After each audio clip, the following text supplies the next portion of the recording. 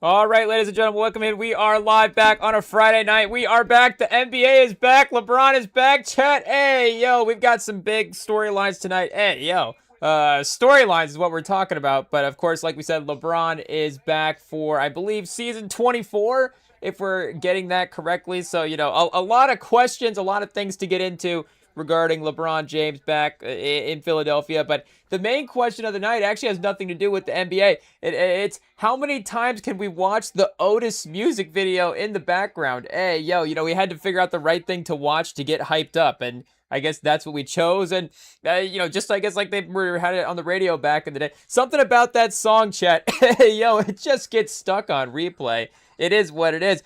We may break out into just like some of the sample parts in that song if we're just like LeBron to Philly, ooh na na na. So just stay tuned. I don't know if we're gonna get copyright if we do that or not. But it is what it is. We can just see. I'll see if I can keep up with it. Anyways, I guess does somebody have a mix?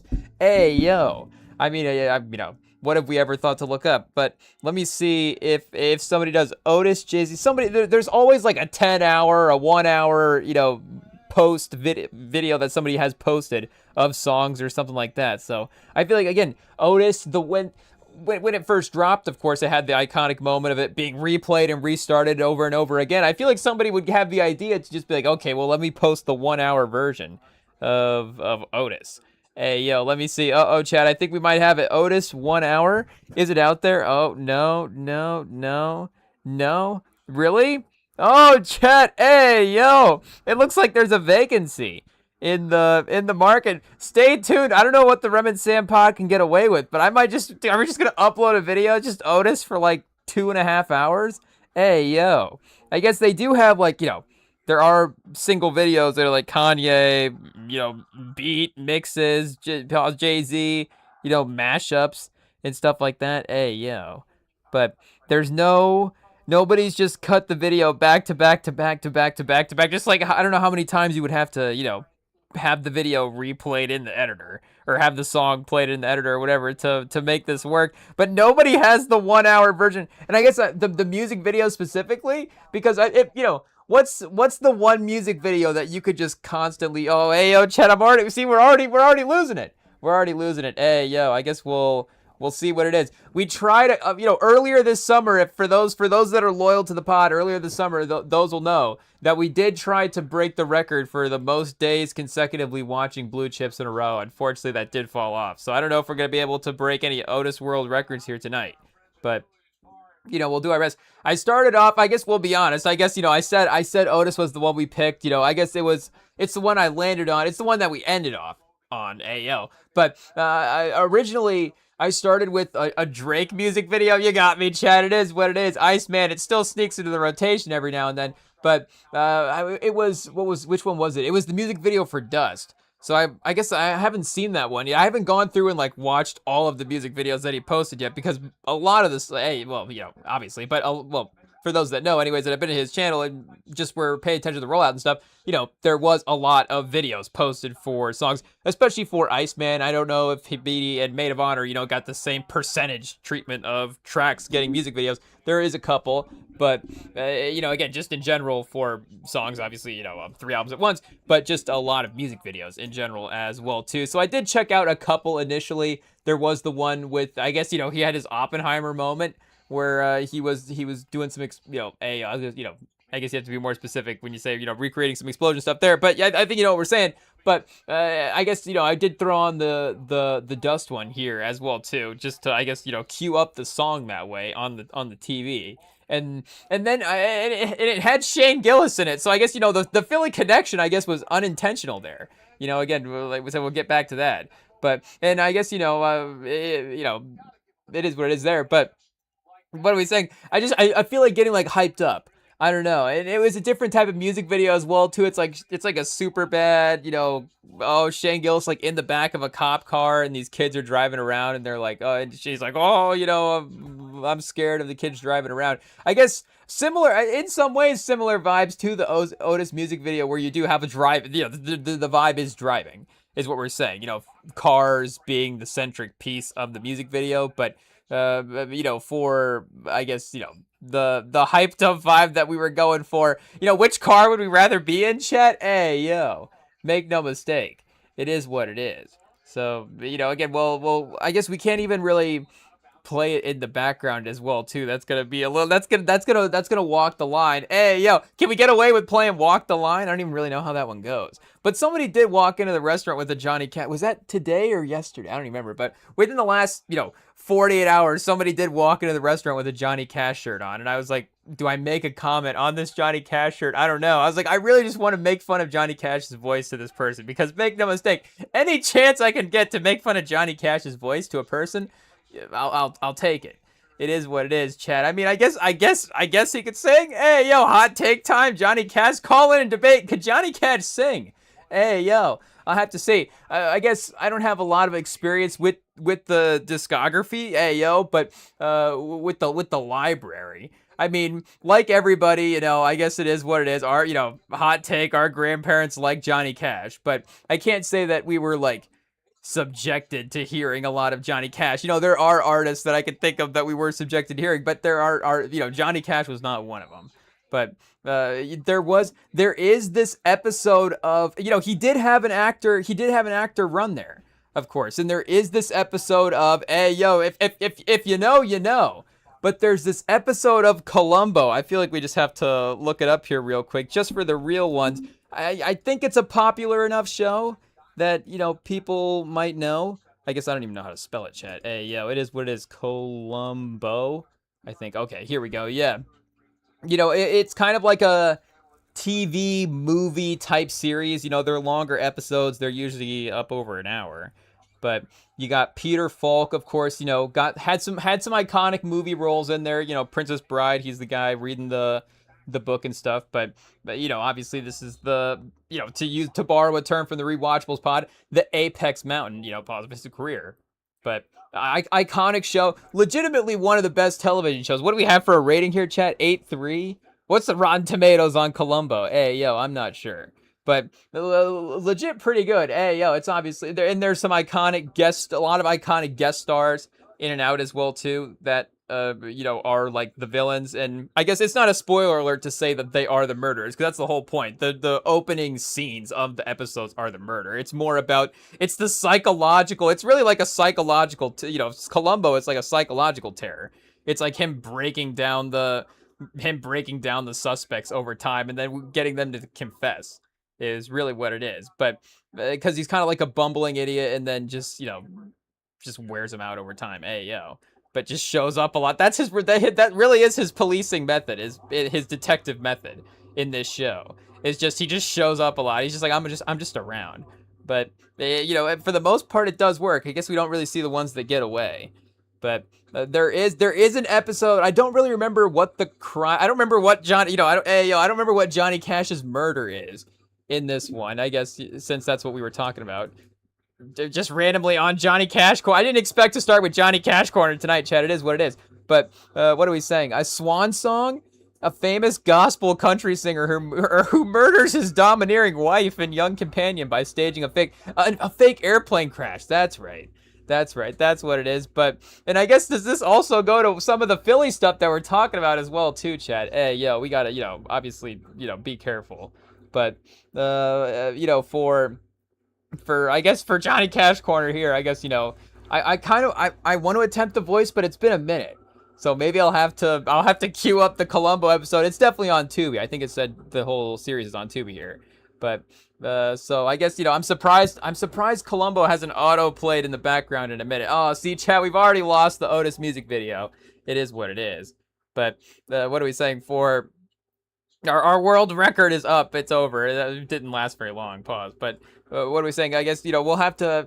I need to listen to the Johnny Cash episode before I attempt the voice again, because or do I just queue up a song right now? I don't want Johnny Cash in my Spotify chat. Hey, yo, I can't be giving the Spotify be like, oh, does he like Johnny Cash? No, keep it out of here. But I guess I don't remember. I was gonna make fun of this lady's T-shirt. Is that what it was? That's what it was. I don't remember why I said I was gonna make fun of the T-shirt. But something about Johnny Cash. Does Johnny Cash have anything to do with Philly? I'm not sure. But I don't know. Yo, did Kanye ever sample Johnny Cash? I doubt it, Chad. Hey, yo, it is what it is. I guess. Oh, I said Walk the Line. That's what I think it is. And I mean, that's the name of the movie, right? So I think that's probably the only song, unless Swan Song. I guess the title of the episode here is a song. That would be, I guess, the one reference that he has. So I guess how many streams does Walk the Line have on Spotify? We can check it out here and see what we've got going on. I guess Johnny P. Caddy or Johnny Cash. Walk the Line 188. Okay, it's not his most streamed. Hurt is his most streamed. Ring of Fire, Highwayman, Folsom Prison Blues. Oh, I guess there's another version of Walk the Line with 234. So maybe there, some interesting stats here. I don't know. Johnny Cash, did he bot some of the numbers? I don't know if his Spotify got hit when they, did the bots or whatever. But yeah, I honestly don't even know what Hurt is. So we'll have to see. Maybe it plays in the restaurant. But I guess if it did play in the restaurant, we would know. Because you would hear, Johnny. You would just hear some guy talking and be like, oh, I guess they called that music for 30 years. Hey, I guess there is nobody that just talks now in music like that. I guess I was trying to, what was gonna make a rapper comparison, but I think, every rapper ever is more musically gifted than Johnny Cash. Chat hot take. Hey, yo. Hot take. I feel like every rapper ever has at least done one more little vocal inflection than Johnny Cash ever did. Like, if you just read your lyrics, I guess you're just an all-time great. So we'll have to see if that's, a pivot for somebody's next career. If Kendrick's next album is just like, I'm just reading everything. I guess it would be great though, because obviously his lyrics is like actual like poetry. So that would actually be the one guy that could actually just read everything and it'd be like, oh, this is just, this is powerful stuff. But again, other, I guess, maybe other artists that wouldn't necessarily have the same sort of level of, depth of lyricism there. If they were just reading off their lyrics, I guess we'd have to see how they go. But if it was like, hey, to I guess reference the LeBron, because LeBron did what he used Meek Mill in his announcement video here. I mean, classic, of course you have to do it. The Philly anthem, the Philly sports anthem. I mean, it makes sense as well too. Lyrically, he cuts it off, right at the end there. I don't think we can play it because it's, it is just straight up the song. So I think it's gonna get copyrighted. If it had a little more audio of the NBA stuff over it, maybe, I don't know if the mix match there would help us out, but it is mostly the song. So we'll just have to, I guess, watch it on mute. But he does get us hyped up there, and he does have the career journey going as well too. So it is, obviously, and he did say it was his last decision. I guess, is that final there, Chad? I mean, that sounds pretty final there. I don't know. Am I the one that's saying? Am I like not admitting it, being like, oh, LeBron's never gonna not retire? I mean, I guess does he know what he wants 2 years from now? But I think, it does seem like, he is obviously being realistic about where he's at in his career at this point, just in his statements now as well, too. He's not like, oh, Philly is this destination for now or whatever. Like, he just legitimately said. So, in some ways, a retirement tour-esque as well. I mean, he does have a player option next year. So he said this is the last decision. But I guess the last decision is really, the player option at the end of next year, whether or not he's going to just, have that actual retirement tour type season. But I don't know if is the NBA going to hate us if we play these highlights here? I'm not certain. But I feel like these are, a little bit different. In any case, come on, NBA, let us play the LeBron hype tape here for a second. We're not even playing the audio. It is what it is. But, obviously, hey, what are we going to say of LeBron? He's had the iconic career. But, I think that hey, check the tapes. I mean, we said LeBron was going to go to Philly from the very beginning. I mean, he made the list, so it did make it a little bit easier on us. I mean, it wasn't just a random poll of like, hey, all 32 teams in the league, or I guess that's the NFL. All 30 teams in the league are, hey, he's on the Lakers. Third time's a charm. All 29 teams in the league. If we're looking at the list, it wasn't like, oh, just Philly's the obvious option of all 29. But, once he narrows it down, of the list that he did give us, it did make the most sense just from a basketball standpoint to go to Philly. I guess, the most sense from a basketball standpoint at some point as well too, because hey, if we can sit here and be biased a little bit, obviously San Antonio, if we're just again sourcing the entire league, San Antonio is a pretty good basketball option. You're not going to be, out of the championship mix. If that's the case as well, too, again, OKC is from a basketball roster standpoint definitely there. But I think that's where the Philly thing was getting a little underrated at this point. Is if we were looking at and again, obviously LeBron is going to add to the roster that he goes to. We're not saying that, but it is, a little different at this point in his career. It's still not, adding 28, 30, even 34, 36-year-old LeBron James, where he can go in and just be the one that carries the team in the playoffs. And that's no disrespect to LeBron. I mean, he's going to have moments where he's going to be, super important, especially again, his veteranism, I think, in this team specifically as well, too. Obviously, Jaylen Brown himself is a finals MVP. So, there is that playoff pedigree, carry a team type of respect that he does have to get. And that, we'll give him here in this pod as well, too. Again, obviously, we're definitely, if we can say fans of what Philly did from like a basketball IQ, basketball, team running standpoint, who isn't a fan of what Philly did this offseason? But again, what we're saying from a quote unquote guarantee. If you want to use the word guarantee, again, obviously there's no guarantees in going into the season. You just never know. But if we can use that top tier, who's the closest things to guarantees that you're going to get in the league? I think Philly would have been one of the, and if I'm thinking off the top of my, top of the dome here, would have been one of the 5 teams that would have been in that mix. One of the 4 teams you would have had, again, San Antonio, OKC, New York. The Knicks do have to be in that tier, and then Philly. So I guess 4 teams, and then Philly. So wait here, let me pull up the league real quick and make sure I'm not missing anybody that would be, an obvious choice. And again, you add LeBron to Miami, like yes, they're definitely going to be better at this point. Cleveland is still a really high-powered playoff team. OKC has Steph. Oh, I guess Denver with Jokic as well too is they're right on that tier for sure. Again, you would definitely say yes, Jokic and Murray and LeBron would be title contenders. But again, like we're saying, there is the possibility that those lineups still lose to the 4 that if LeBron goes to Denver, are they immediately better than those 4 teams that we mentioned? Again, you would definitely make the case for sure, but it is not necessarily a guarantee. Versus, I don't know if we check the title odds right now on like the Poly Market or something, but I think from what I saw on the ESPN just walking around work today, I think Philly may have, I guess, 3rd, maybe behind OKC. But regardless, I think they may have jumped up to number 1 in the Eastern Conference. And like we're saying, Denver, I don't know if they're jumping up over OKC and San Antonio in the West, even if they get LeBron. Though, I'm definitely not necessarily like wanting to play that team.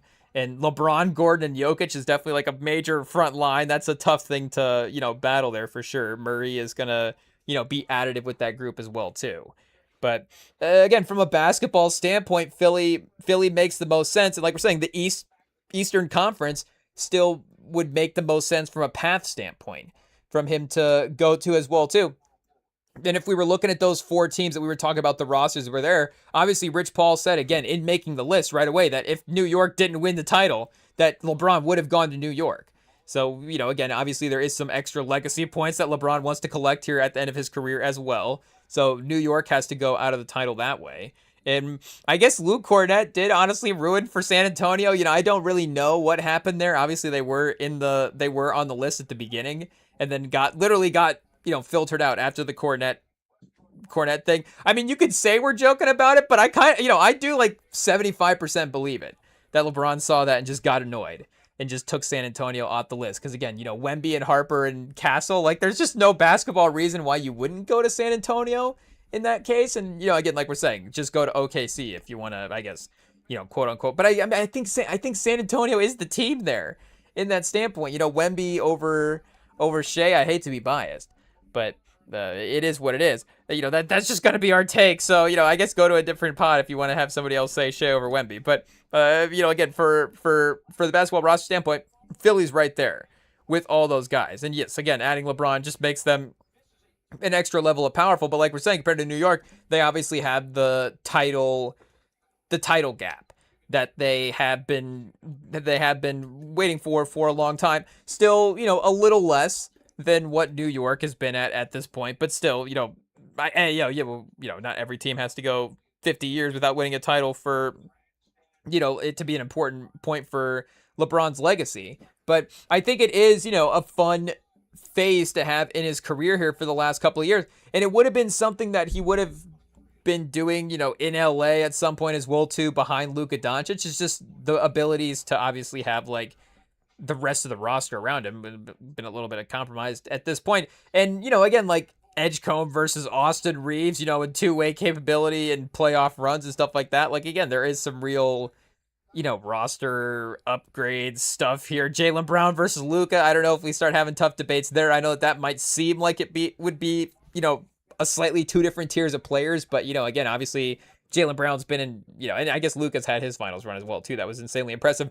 Could Jaylen Brown have done that? Well, it's like, but Jaylen Brown was the finals MVP that year against Luka. So, who really wins the debate, I guess. But, again, for the legacy stuff for LeBron, this is not something that we ever got to see MJ do. I guess you say, unfortunately, I don't know. But, I guess he did have that moment at the end of the Bulls' last dance where maybe he could have, I guess just the idea of like, would Jordan have taken the max or the minimum at that point? And, I guess, Jordan probably still making a lot of money back in the day. So yeah, and from a business standpoint, like Jordan could have, even if the contracts were lower back then, like Jordan is still one of the guys that could have taken a minimum deal at that point in his career, because again, Jordan Brand is, gonna make him a billionaire on its own. So, he's good there in terms of the paycheck, not to, not to, us be the ones to, I guess, cap his dollar or something like that. But, again, just from a theoretical standpoint, it's like, oh, the NBA guys back in the day were obviously making a little bit less. The idea of them taking a minimum contract, I guess, it's still a lot at the time. But, regardless of what he's saying, again, the idea of, LeBron taking a pay cut this time after, 24 years of making a lot. I guess right as the league starts to turn and guys making like $80 million a year, LeBron's like, okay, I'm making 8, over 2 years. But, obviously the money's not the point. I mean, he said it in, I guess, the quote that I saw, again, just walking around the TV about him, like, hey, I want to still compete. I still want to play the game and all this stuff. And I think it is a conscious effort, for him to be making this move. I guess, again, maybe, I can't imagine San Antonio would have chosen Tobias Harris over LeBron just in terms of a contract standpoint. Maybe there is like they don't want LeBron in there to overshadow what they have. Like there, that could be like a mini possibility for what could have happened. But, again, like Tobias Harris did get like 15 million from San Antonio, so he still could have gotten more. We're just like, LeBron, why didn't you go to San Antonio? But again, just to talk about situations, what's a comparable situation that he could have had this year? Again, there was potentially more money for him out there because he is still, Tobias Harris, same spot on the court. Hey, if we play Philly in the finals this year again, I guess if we're back in the finals, that's a good run for San Antonio. But if we play Philly in the finals and LeBron's just cooking Tobias Harris, it's like, oh man, Brian Wright, what were we doing? But, the non-taxpayer mid-level, like, I'm sure there's a couple other situations where, LeBron could have got that. Or, if he's making his move earlier in the offseason, I guess he's probably drawing it out for dramatic effect as well, too. And he wants to get a good lay of the landscape of the league to see, what his best scenario is going to be. But if he's just making his move early and just be like, okay, I want to go to this team, again, would Minnesota have made the trade for him? Could he have gotten a bigger contract in Minnesota or something? Again, I don't know what all the scenarios would have been in terms of money.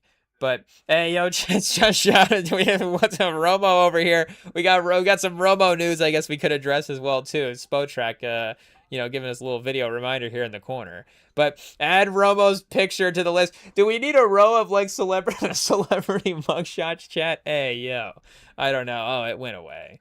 But maybe our video was covering it up. I guess. Oh, maybe it was just poking out the top here. Pause.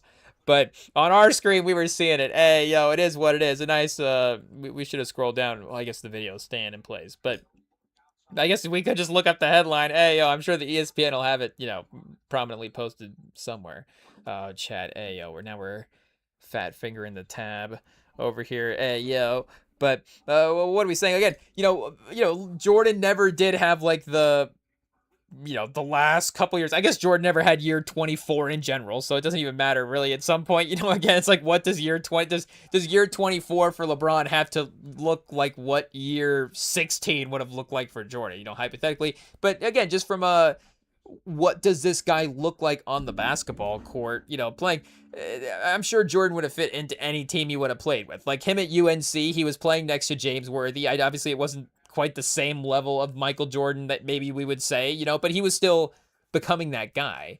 And, regardless, it would still, work next to James Worthy. They won a title. And, again, he wasn't the lead scorer of the 92 Dream Team as well, too. Barkley was the lead scorer there. Now, maybe Jordan was like, I'm the best player in the NBA. I'm just, roasting all these guys night to night. Maybe I can just take like a little, I guess, would Jordan ever do that? Jordan would never say, maybe I could take a little bit of a break. But, regardless, the point is, and I guess, there is obviously that, like, did they have to bring in Phil Jackson to, like, make him play a new style of basketball and all this stuff? I guess it is what it is. Also, the teams had to get better and, stuff like that. But, again, like, Jordan could still, I think, work in a lot of basketball situations. It's not like, again, LeBron's 100 times more basketball malleable than Jordan, but there is obviously a little bit more basketball malleability there, and we are going to see him in more phases and in more different roles in his career. Because again, you think of this now, like, there is a case. I get this is probably not going to be the case night to night, but there is a case where in some nights,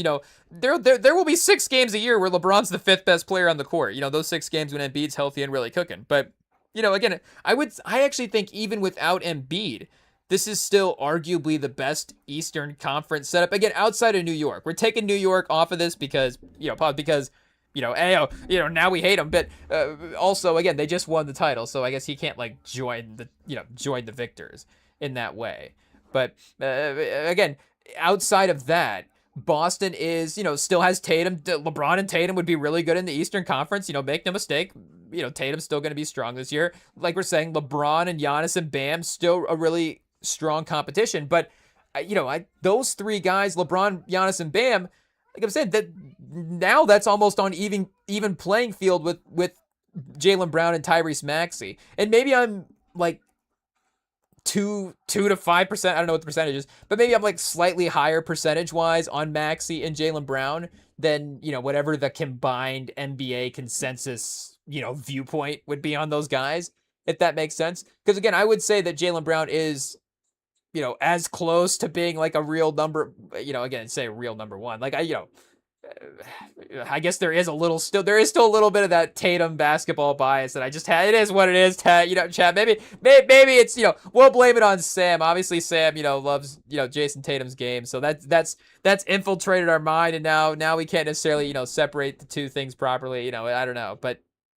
no, it is what it is. I just, it's the basketball community at large. We're not the only person that would sit here and, be slightly more confident with Jason Tatum, running our basketball team than would be with Jaylen Brown. And I mean, I don't think it's a hot take to sit here and say that Tatum's a slightly better playmaker than Jaylen Brown as well, too. Like, Jaylen Brown's a really, really good scorer, but obviously the in the orchestrating the entire offense part of it is still something that, he doesn't really do at this point. So again, that is maybe, as I'm speaking it out here, really what is keeping him at the top tier. Like, he really is at just that absolute top tier of scorer in the league. So, I guess, rest in peace, Kobe. I was going to say, like, Tatum gets the Kobe comparisons. Maybe Jaylen Brown's more Kobe-esque because of the scoring. But again, Kobe was a playmaker. Kobe was a defender. So, Kobe could do everything. Hey, obviously, it's not like Kobe was just, that's just Kobe was ball hog scorer, blah, blah, blah. I was like, yeah, I think Kobe was a great basketball player all the way around. But what are we saying for, Spurs guy defending Kobe over here? But obviously, rest in peace to the legend. But what are we saying for Jaylen Brown? Like Carmelo Anthony? Like maybe Jaylen Brown's like Carmelo Anthony? So, again, obviously, you're talking to the right guy. You'd be like, oh, I don't know about that. You're like, oh, hey, you haven't checked the tapes because we love Carmelo Anthony's game. I totally, would believe in Carmelo Anthony running our roster, running our team and all that different stuff. But, maybe, again, I wouldn't want Carmelo Anthony with the same, again, it's the LeBron factor of it all. And the Giannis and there are those 2 to 3 to, whatever, 1 to 2 to guys in a generation that, you could just have a little bit less of a roster around him and they're going to make up for it. It is what it is. And maybe there's only one guy in NBA history that's really ever been that, and that's LeBron. Again, and he's just played for 20 years and warped our mind. Because you go back and literally look at every title team ever, and it's like Magic and Kareem and James Worthy and Michael Cooper, and they were playing Bird and McHale and Robert Pitts, like 7 Hall of Famers on every team ever. And then, again, the years where the league, you're like, okay, the Sonics won the title this year. It's like the Bullets where they're, where the competition that year, still a great time for the league. But, again, outside of 21st century, Golden State Warriors and then like some Bulls years in there as well too. Like there was pretty much evenness in the league throughout the title. At least, I guess we're saying like 20th century NBA, or post of what, how can we narrow this down correctly, Chad? But like merger time. Because I guess, obviously Boston back in the day was pretty dominant as well too. Their teams were stacked, but like merger time through 2000, there was an evenness. Merger time through the 80s, so like for 10 years, six years in the league, it was even. I don't know, but again, regardless, obviously I think LeBron has been able to excel with teams, more than some players, and maybe that has warped our mind for what a best player on a team can be as well. I don't know. I guess again, like how. What we remember, like this New York team with Brunson as well too. We'll be like, oh, Brunson dragged Karl Anthony Towns to the finals, but that's just, again, like Karl Anthony Towns was the #1 overall pick. Like obviously Bridges was a lottery pick. Anunoby, like this, a highly talented team there. It might not be 5 Hall of Famers, like I'm saying, but in the landscape of the league, I think we've obviously like said every year it's one of the most talented 5-man units in the NBA. But I guess I guess I don't, we're kind of straying from the point at this point, but the point is that, I get Philly's a great team for LeBron to go to. And it is, I think the #1 basketball situation crossed with the path that he does have for the league in this year. And I guess we were talking about the what do you say? Him being more like the 5th guy on the roster, if Embiid is cooking at this point. Because, again, obviously Brown and Edgecombe and Maxey is a really talented 3-person trio to have there as well, too. But for the play style, and like we're saying, his playmaking and his veteranism and his basketball IQ is going to be most important on this team, because that's what Maxey and Jaylen Brown need, is the guy to orchestrate the offense. And, I guess them playing off the ball, like they'll figure it out. Hey, like LeBron can move on and off the ball, like he'll be fine there. He knows how to, again, like orchestrate offense where he can get guys literally moving in the right direction as well too. He can point guys around, hey, I would say LeBron's going to orchestrate everything, but it's what it is. Like it's how he plays the game. So, again, he's just his basketball IQ is going to be great. I did see Perkins saying that he might be mentoring Joel Embiid. Like Joel Embiid's like 32, so I was like, I don't know if like Joel Embiid's gonna be like seeking out a mentor at this stage in his career. He's been in the league for like 12 years, and obviously is hey, I'm not saying Joel Embiid's washed, but shout out, again, obviously, maybe he's had his best years, but yeah, again, I guess LeBron James mentoring Joel Embiid could be great, and again, just I guess the competitive. What do you say? The competitive motivation, aspiration, the competitive motivation that he's going to provide is pretty great. But even more so, again, just the insurance as well, too. Hey, yo. But like I'm saying, take Embiid, away from the scenario. I think him playing with Jaylen Brown and Maxey and Edgecombe is great. Now, again, you can't take Embiid off the roster entirely, because that's a, that's a what do you say, a contract that, that's just not to reduce him to that, but just from a team building standpoint, like I'm not saying that you can just remove a guy from the roster. Hey, you still would need a competent center in that lineup, I guess, is the point that I'm trying to make. But again, if it's a guy, like I guess to use a New York example, if it's Mitchell Robinson in that 5-man spot, if it's Jared Allen, I guess, for the Cavs or something, I guess, Jared Allen's obviously pretty good. I don't know, but I feel like Mitchell Robinson, shout out, but is he baseline center, average center, or like DeAndre Ayton or something as well? I don't know. Like I'm trying to see who's the most average center in the league, Chad. I don't know. We might have nailed it with Mitchell Robinson. Pause.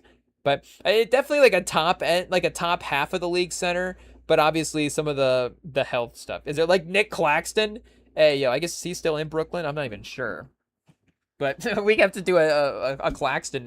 Where in the world is Carmen Claxton San Diego? But yeah, what team is he playing for? But again, if it's Claxton on the 76ers, like that's still getting the Bleacher Report post. Like you're still looking at that going, oh, who's stopping this 5-man duo? But if it's what Embiid can be in that lineup, then again, it's, do I say easily the best 5-man lineup, but it's just that extra level of insurance and that extra, quote unquote wild card that you do have there to take the roster to the next level. I guess here we should probably look and see, what their backup center options are. But I guess there is some definite like defensive questions in the front line. Like as much as we can sit here and say that this is very talented, talented 5 as well too. We do have to be objective about, again, it's not a guarantee like we're saying that this team's just going to walk into the finals as well. But Phylon, Simons as well too off the bench. Dean Wade as a power forward. Like Dean Wade is serviceable, chat. Hey, they can get away with that. If all else fails and like, Embiid's just out and it's like it's like all of a sudden once again, or again, not Western Conference Finals, but Eastern Conference Finals, it's like LeBron and Dean Wade. Oh, chat, we're going to be right back to 2017 all over again. Somehow all these guys are going to, well, I guess, I'm not going to say this to on the best day of the Philly fans, in like 12 years, they're going to I'm going to talk about how this is all going to go bad. But I guess I'm going to try to turn it around how it's all going to go good because LeBron's there. Hey, but what do I say? It's going to be like Dean Wade and Dominic Barlow and Jabari Walker at the end of the season. It's like LeBron. It's like, oh, what happened?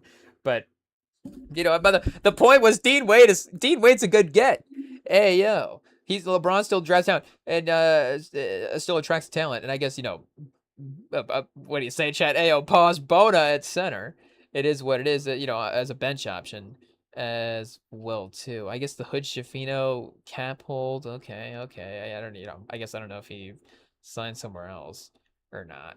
But yeah, again, obviously, they're not gonna be locking down defenses as well too. Now, again, Embiid can still be a presence, like LeBron can be a presence. He can be in the right spots, but are they gonna be, I guess, in the finals against Shea and against Jalen Williams, those guys attacking downhill, like that is going to be a little bit of a difficult situation. I don't know, Towns and Brunson in pick and roll. Obviously, it's like trying to get LeBron and Embiid into pick and rolls. It's not going to be the, again, the most like trusted defensive combo in 2026. But, again, I think the 5-man talent of it all is still at this point the best bet. Again, not a guarantee, but there wasn't a guarantee outside of, outside, like we're saying, we'll say it once again, outside of San Antonio, there wasn't a guarantee. If LeBron just wanted to absolutely guarantee a finals, what do? You play with the protege, you pass the torch on the team itself. It's like, MJ playing with Kobe. I did see a little bit of a headline scrolling around today that was like, Kobe wanting to play with MJ back in the day and like I don't know if he was going to request a trade to the Wizards or something like that, but whoa, excuse me. I didn't really investigate the headline too much, but I was just like, let me just read it and, hey, what do you do with the headline, chat? You don't investigate. You just read it and run with it. But, again, I was like, let me just report this like it actually happened. Kobe was going to request a trade to the Wizards. And I guess there was, Kobe leaving stuff back in the day as well too. But I don't know if, again, the Wizards requesting a trade to the Wizards was his number one destination. But if it would have been Kobe going to the Wizards, playing with Jordan and then Jordan passing the torch to Kobe, LeBron should have gone to San Antonio and passed the torch to Wemby. Harper and Castle, like we're saying, that in the league, it is what it is. As much as you love Jaylen Brown and Maxey, and even my 100%, objective basketball brain, if I'm being 100% unbiased here and just looking at it purely analytical, let me just go into Spock mode real quick and just, analyze this cold-hearted facts. The Spurs are still the best 3-man unit in the line, in the league that you want to build around going forward. Maxey, Edgecombe, and Jaylen Brown is pretty good. But, the San Antonio is still going to be number one. And then the depth around him is still there. So, again, if you're not going to try to battle through the Western Conference with Wemby and with that team, then Philly is the best option. But hey, and I guess the hot take I guess really would be, do we already just do trade machine? It would be like, dude, what happens if they trade Joel Embiid in the offseason now, or not in the offseason, but like in the season at some point?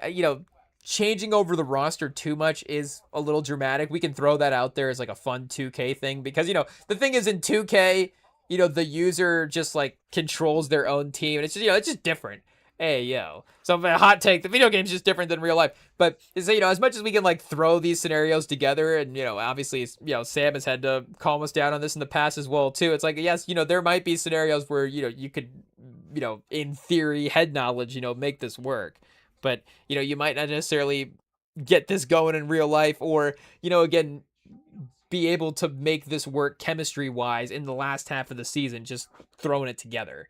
Because again, it's not like LeBron's going to be there for the next 7 years as well too. This has got to work either this season or be set up to obviously be like the number one team in the league next year as well too, which Philly does have as well. Philly does have a little bit of a future setup here, like that intersection, because Maxey is 26, Edgecombe's 21. But again, like, Edgecombe's importance can vary in this lineup, and that's what really works for him being 21. As his offensive game develops, LeBron can let him take over more, possession, not, take over more possessions, but can rely on him to be more of a scorer, but he can still just be an energetic defender now as well too. And his, 3-point shooting off the ball is going to be important for all three of these creators as well. Like, he can play perfectly, just as a, just secondary, but obviously different than secondary, but still a secondary offensive option at this point.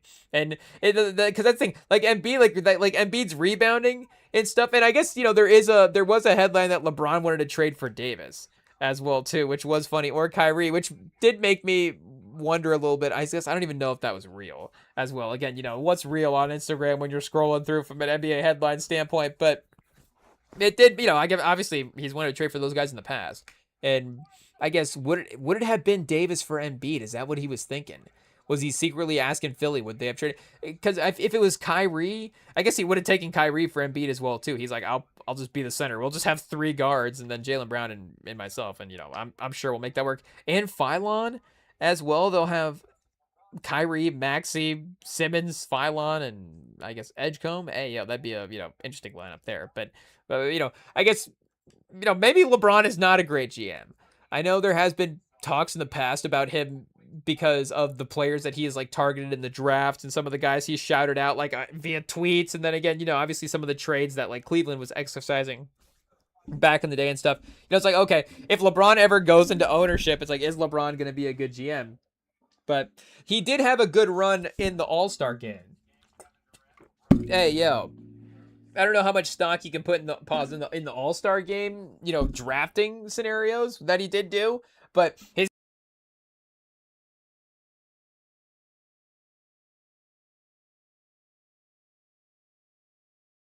time and time again, he did, end up having the best teams. And I think maybe he was undefeated as a All-Star GM as well too. But it was like, okay, I don't know if Davis and Kyrie are like the 2 guys that you should be targeting in the league. If you could just target anybody, maybe there is a gettability there with Kyrie. I don't know, but Wizards have already said that they're trying to like see if this works as well too. So I guess that would immediately keep the Wizards from not being better than the Sixers, as much as still like we would question Davis a little bit. Like, I guess you would still at least have a better chance with Davis than you wouldn't without him. But I guess I still probably wouldn't pick Trae Young and Dimbasta and Davis over the Philly team at this point. Even though, again, just them being in the playoffs, I think is kind of the goal. I don't know if they're going to try to win the Eastern Conference this year or not. I guess we'll just have to see, what the expectations are for Washington. If they'll release like a, pause, like a, like an expectation post for the fan base or something. Here are the goals for the season. I don't know, has a team ever done that?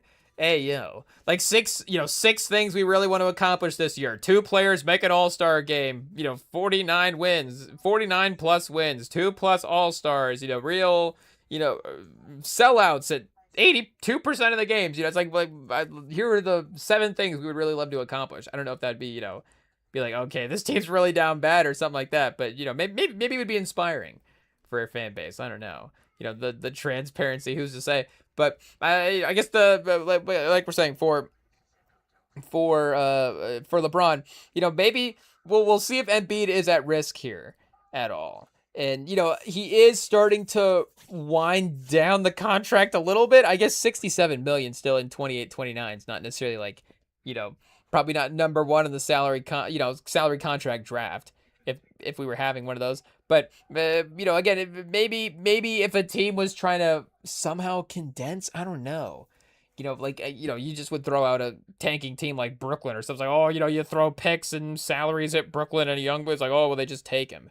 Who's to say? But, again, are you going to be a better basketball team just because you're making a trade? You actually have to be a better roster at some point. And in the playoffs, again, depth is good and all that different stuff, but your five does really matter there. So, again, it's like, oh, is Embiid going to be healthy for the playoffs? All the different stuff. But again, the lineup is a little bit malleable here now. So maybe Embiid could be the fifth guy on the team. If Edgecombe keeps getting better, and obviously Maxey and Jaylen Brown playing their parts. If LeBron's playing his part, then like we're saying, Embiid can be the fifth guy on the team. If Embiid's cooking and Embiid's having a great night, LeBron can sit back in a playmaking role, and he can be the fifth best guy on the team. And if Edgecombe's still having a developmental game or something like that, I don't know what you call it, but if he's still struggling for some reason in a game or two, again, he can be the fifth best player on the team. And that is where, again, it's not just like, making the move for, trading Embiid or something would be better. And center is not necessarily like, it is like a weird value position in the league right now. Cause not everybody, is like paying their centers a lot, but it's not like you're just rushing to trade your guy as well too. And, again, some of that is some of the better players at the spot and needing to match up against them. Obviously, Embiid's been one of those guys in the past. But hey, chat, we got to refill the tiny water bottle here from the old gallon jug. Let's see if we can not spill. Okay, it says this is a non-dominant hand pour, so we're working with what we got here. Hey, I don't know. Is that a pause? But we'll have to see. Hey, chat, back to the basketball. But, okay, where were we at? Hey, But, and they have Caleb Love as well, too, on a two-way. Convert that right now. Our guy, Janai Broom. This is why we like the Sixers team, chat. Hey, it's going to be a bummer to lose to this team in the finals. It really is. I guess, it'll be a lot different, losing to LeBron than it will be losing to Jalen Brunson. But, nothing wrong with losing to Jalen Brunson. It's just like if somebody could get their first title, it might as well be Wemby. Again, LeBron, obviously, LeBron's LeBron. It is what it is.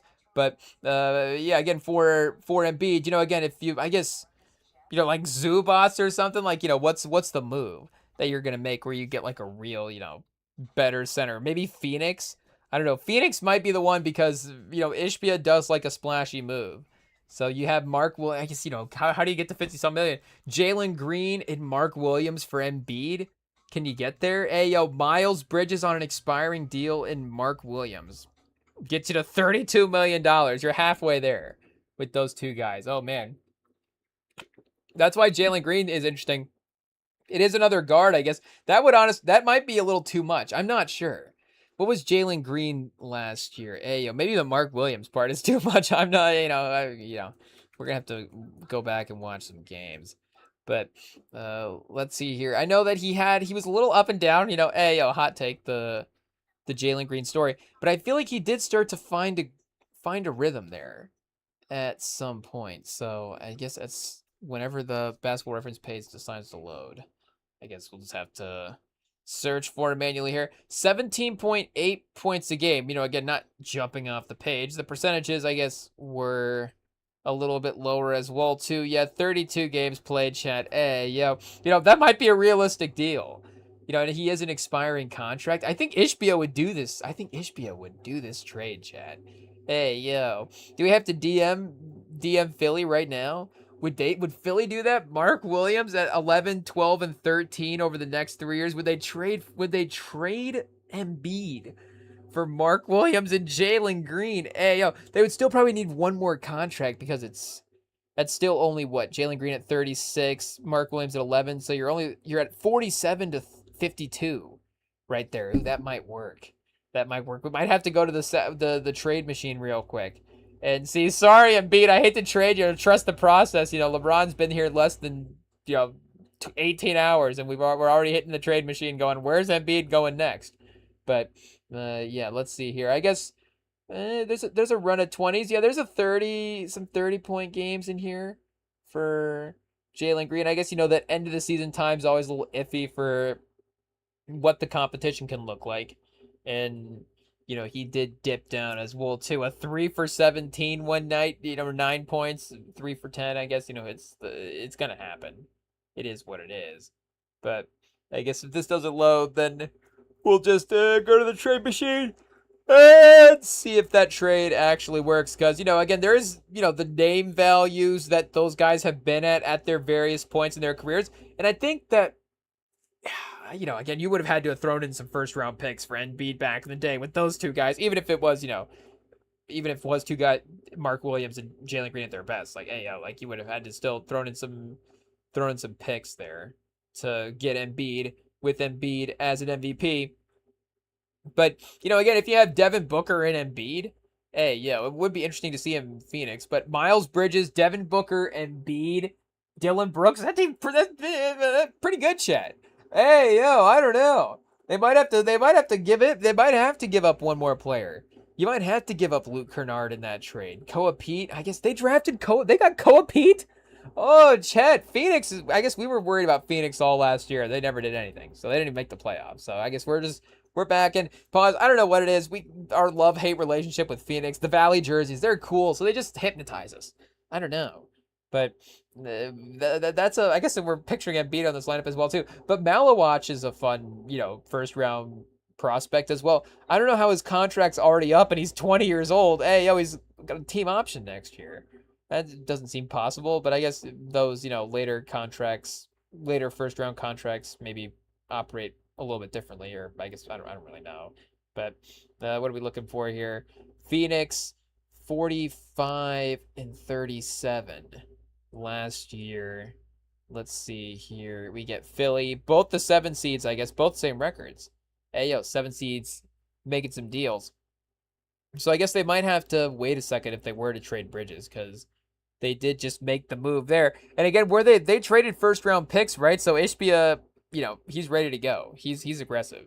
He still is not afraid.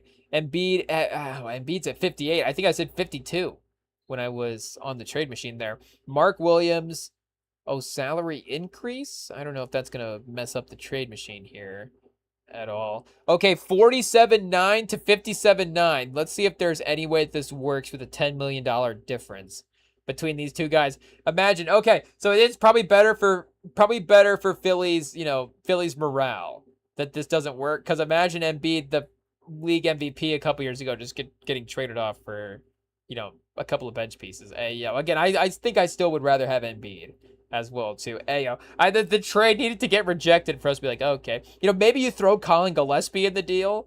Hey, Colin Gillespie might be too good, Chet. What is their lineup going to be? They do have, again, a lot of forwards as well. A lot of guards and forwards. So they do need the centers to be really good. And they kind of need Malawach to be like a defensive menace, because I guess Brooks is obviously, they will be a competitive team. But I don't know if, again, Gillespie and Kennard are going to be locking guys down, Jalen Green as well too.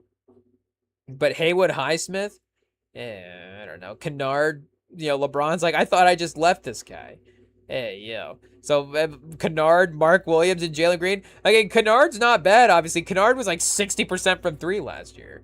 So you definitely would be, knocking down outside shots. Oh, so this still doesn't work.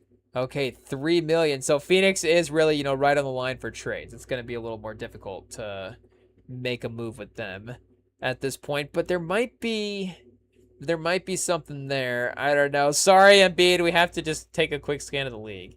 And see what it is. Because obviously they're not trading Maxey, they're not trading Edgecombe, but they're not trading Jaylen Brown, and they just got LeBron. So I just, it is what it is.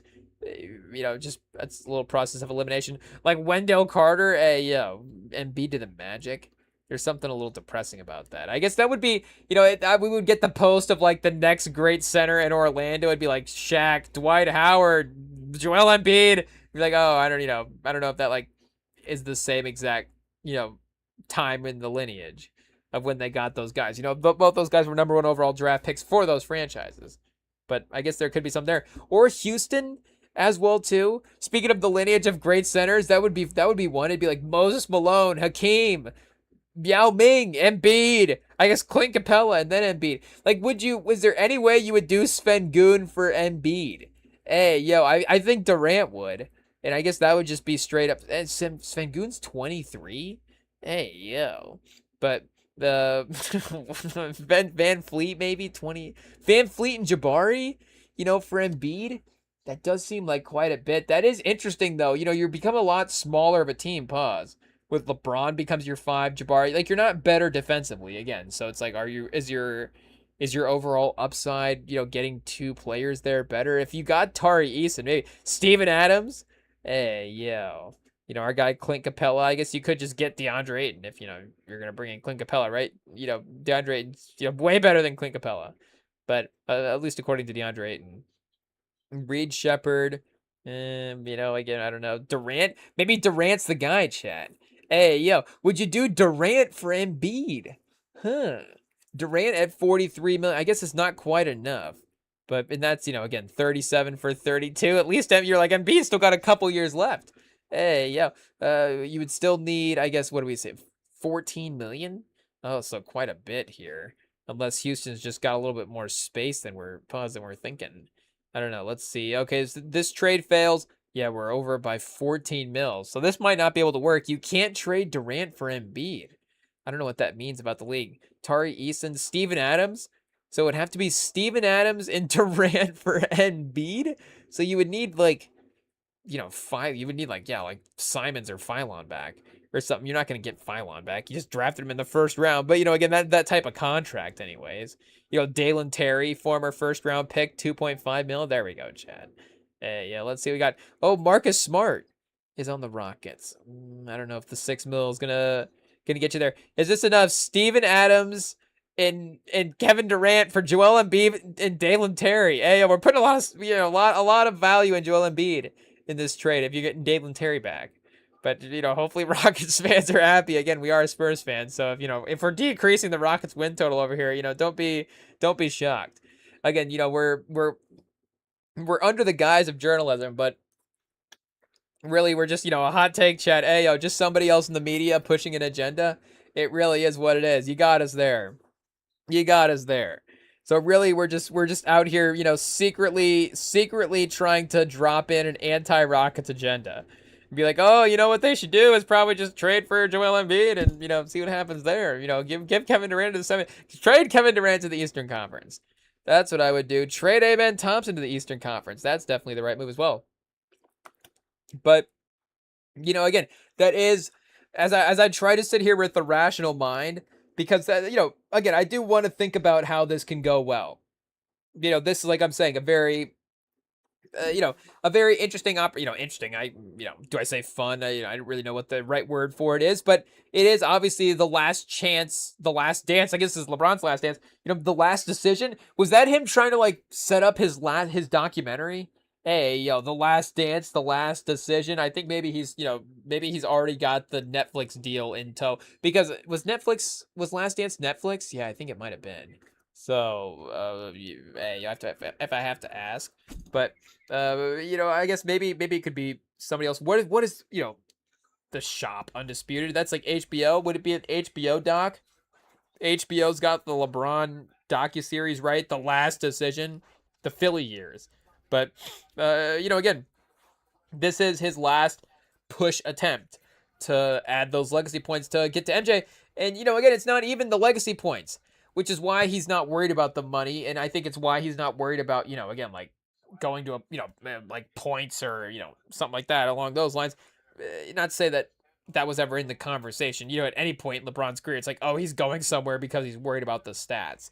But, again, he's not worried about going somewhere where it's like, like we're saying, it's good for LeBron that there will be nights that he is actually their 5th best option. Now, if he was going into Miami, I guess, if Miami LeBron would have been the 5th best option on a team, then that team would have been, insane. I don't think I don't honestly think it is possible in NBA history to craft a team with 5 better players than Miami LeBron.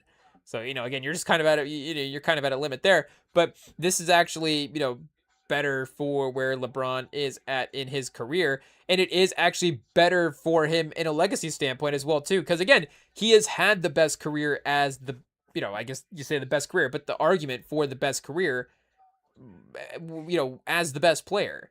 And if he can add, another ring and just try to, silence some of those arguments and we're not sitting here, I guess, saying that, hey, I just have to make it clear that I'm undecided. That's what it is. I feel like it says a lot about a person, Jordan or LeBron. So I just, we're in the, maybe it says more about us if we're undecided. I'm not sure. But the rare undecided Jordan versus LeBron person, again, like we said in the past, they're both pretty good. I don't want to comp out, but I guess I don't want to, I don't really know what I would do in the rankings because there is sort of do you just kind of be the basic basketball historian? But then I don't, again, it's not the basic basketball historian. It's the basic basketball historian because where we're at now, because LeBron just keeps adding points to his career. So it's just like, at what point do you stop listening to the Jordan propaganda? But at what point is it not propaganda as well too? Is it actually real? So again, we'll actually have to, that's just us being a young basketball fan and not actually having experienced both of them. But, I'm sure there will be, pause. I'm sure there will be, as Wemby's career goes on or something, or like Cooper Flag, I don't know who the next, Dimbasta, like when the kids are watching Dimbasta in 10 years, like, oh, Dimbasta's so much better than LeBron. And we're sitting here like, no, he's not. There's just no way. And then they're like, look at the stats. He has to be so much better. But, again, it's like LeBron has 50,000 points. So, I don't know if they're going to be stats. I guess Jokic might be the one. But, again, Jokic doesn't even have anywhere near the playoff success at this point in his career that LeBron does. So that's a different level as well, too.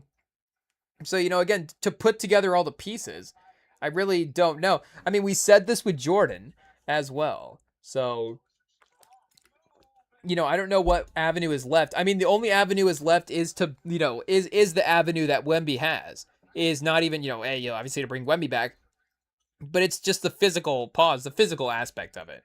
Where it's just like this guy has an aspect of the game that, and like we said, and I guess Jordan in some ways is the anti-Wemby argument himself because Jordan's not, the tallest player ever as well.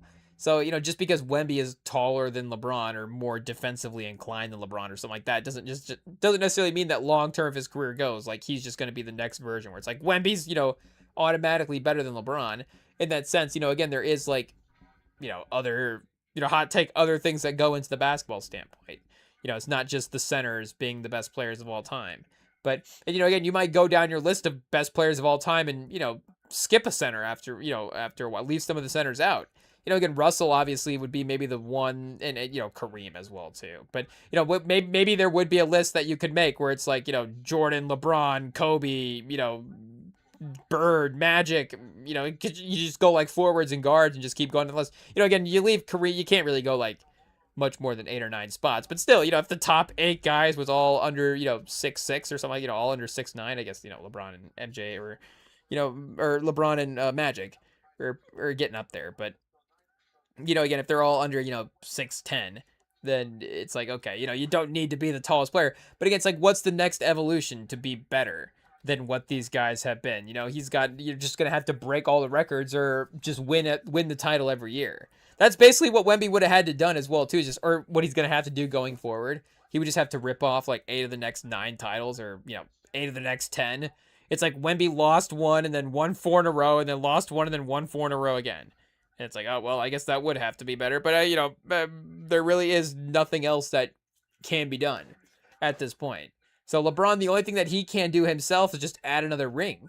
And he doesn't really matter if he adds more points. He has the most points. It doesn't matter if he has more rebounds or assists or all. He has at least more than Jordan in literally every statistical aspect ever. So just the one thing he's missing is a ring. The people won't shut up about a ring. So he's like, okay, I gotta go get him. I gotta go get a ring. And Philly is the team that is set up best at this point to go do that. So that's what we're going into back to the beginning of the offseason. It's like, yes, that's why of the teams in this list, that makes the most sense. Again, Golden State, not set up. Minnesota, they started to get a little tempting there. LaMelo, Anthony Edwards, definitely fun. But again, Western Conference is just a tough scenario. So you have to, take into account the route that you have to take as well too. And Philly is going to give you a more, favorable option there as well. So, again, for the Jordan LeBron aspect of it, like, it makes total sense for him to try to just have that last run to try to get the ring. And like we're saying, it's going to be, pretty scary to see what is happening here in Philly.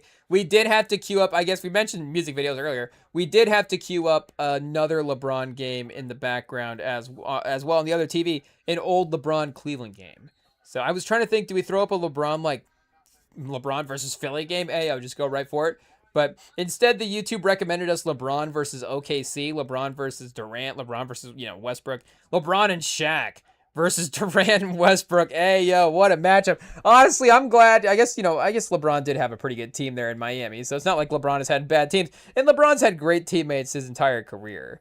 Obviously, again, Davis, Kyrie, like we said, the Miami duo there, but still, it's not like he's just been on these insanely stacked teams. Even that Miami team, like, I know that, we love Chris Bosh, the Hall of Famer. So I guess we can, I'm not going to sit here and say, you know, anything critical about Chris Bosh.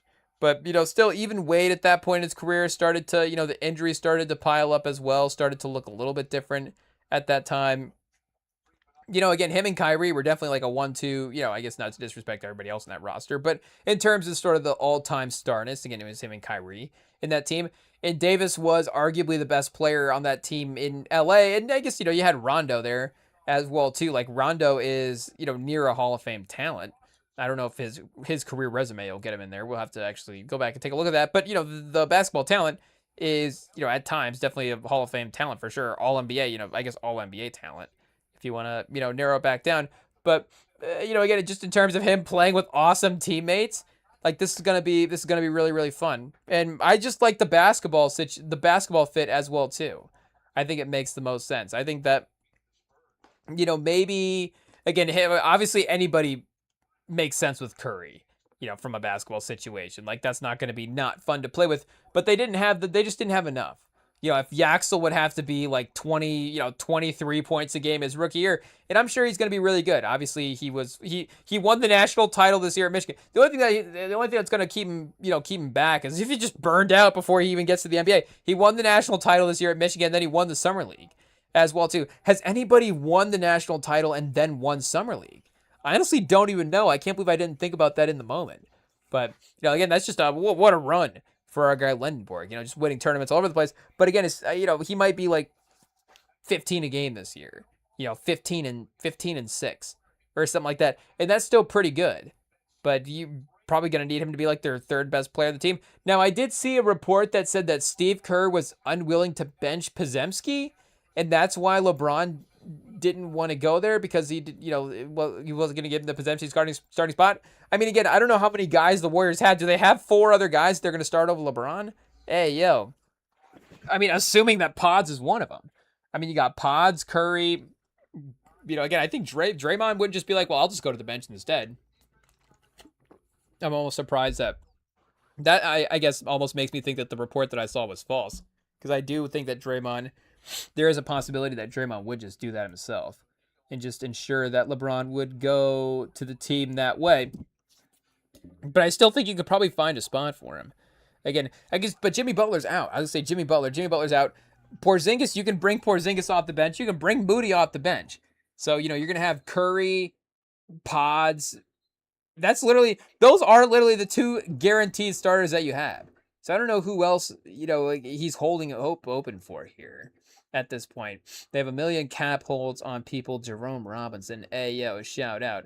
But, again, Horford, you have to play Al Horford over LeBron James. So it just sounds like Steve Kerr didn't want LeBron on the team is basically what we're seeing here. I guess let's see if we can look this up and see if this is out there. Or is there actual news here? Steve Kerr reportedly shut down the Warriors' pursuit of star forward. Yeah, chat. Steve Kerr role failed in Warriors trade for $179 million star revealed. Oh, is this Porter Jr.? Oh, okay. I guess The Golden State's pursuit of Michael Porter Jr. advanced far enough in February trade deadline that a front office seriously considered the first round pick. The deal never crossed the line because Steve Kerr didn't want it. Michael Porter Jr. sources say Steve Kerr didn't want MPJ, and there is little reason to believe that he wants him now. Again, why does Steve Kerr not want MPJ? Like, again, obviously there's some ups and downs there, but what is MPJ going to make this team worse? Hey, yo. Like, what, you can't give up Porzingis for, Brooklyn's sitting here saying we'll take Porzingis for MPJ? Hey, yo, if you're Steve Kerr, you got to say do that. Like, what could they possibly want for, I honestly look at the Warriors and go, what could you possibly want for MPJ? Hey, yo, I mean, shout out, MPJ is obviously not like, give up 5 first round picks. But still, again, the Warriors also don't have anything worth 5 first round picks as well. So, Jimmy Butler's tore his ACL and he's 37. Like, if Brooklyn gave up MPJ for Jimmy Butler, that would be a gift for Golden State. Again, Porzingis and Moody combined is starting to get there. Like, shout out, Moody is a really good player. I don't think Moody's had, and obviously, again, like, I'm not trying to overhype Michael Porter Jr. here, but I think Michael Porter Jr. has had some better moments than Moses Moody. I guess I have to be careful because Moses Moody is a consistent two-way player. Michael Porter Jr., at times in Denver was just getting benched in the finals. So just because he gets more shots in Brooklyn, it's like, oh, well, now he's good. But in a real basketball situation, is it a little bit different? But, regardless, again, Guy Santos is just immediately, lock it in, I guess. But that's Steve Kerr's guy. So we can't, be, too, we don't know what they're looking like for team building stuff there. But, again, I can't believe that he would not want LeBron as well, too. It said Steve Kerr received he said he could use more. Steve Kerr had made one surprising starter. So I guess Steve Kerr said that Lendenborg is starting next year. Why pairing LeBron James and Jimmy Butler would be tricky for the Warriors? Get out of here. Get out of here. What could this possibly say? We're talking about two of the most malleable stars in the league. Hey, yo. I guess they don't like each other. Is that what this is possibly going to say? Everything Jimmy Butler III has done since this is from the article, since coming to the Warriors signifies contentment with the franchise. Contentment. He arrived 17 months ago with a smile that remains in place as he rehabs from surgery to repair right torn ACL. He's sincere, a superb actor. Statements made by Golden State manager Mike Dunleavy in recent months indicate Butler, his former teammate for 3 seasons with Chicago Bulls, will be a Warrior once cleared. Meanwhile, the Warriors are hoping that LeBron James will agree to join their roster. So again, this is obviously from, the before time. Hey, yo. But we're trying to figure out what could possibly be the reason that this guy wrote the article that was like, actually, Jimmy Butler is the reason we can't have LeBron. Again, rehabbing his ACL. It said being the third option behind Doncic and Reeves was not so appealing. LeBron wanted to stay in LA, the most convenient location for his lifestyle. Remaining in that role with the Lakers would have granted him the highest possible salary. However, LeBron wanted to explore his options. Again, obviously the part that was appealing was I think the Doncic and Reeves part.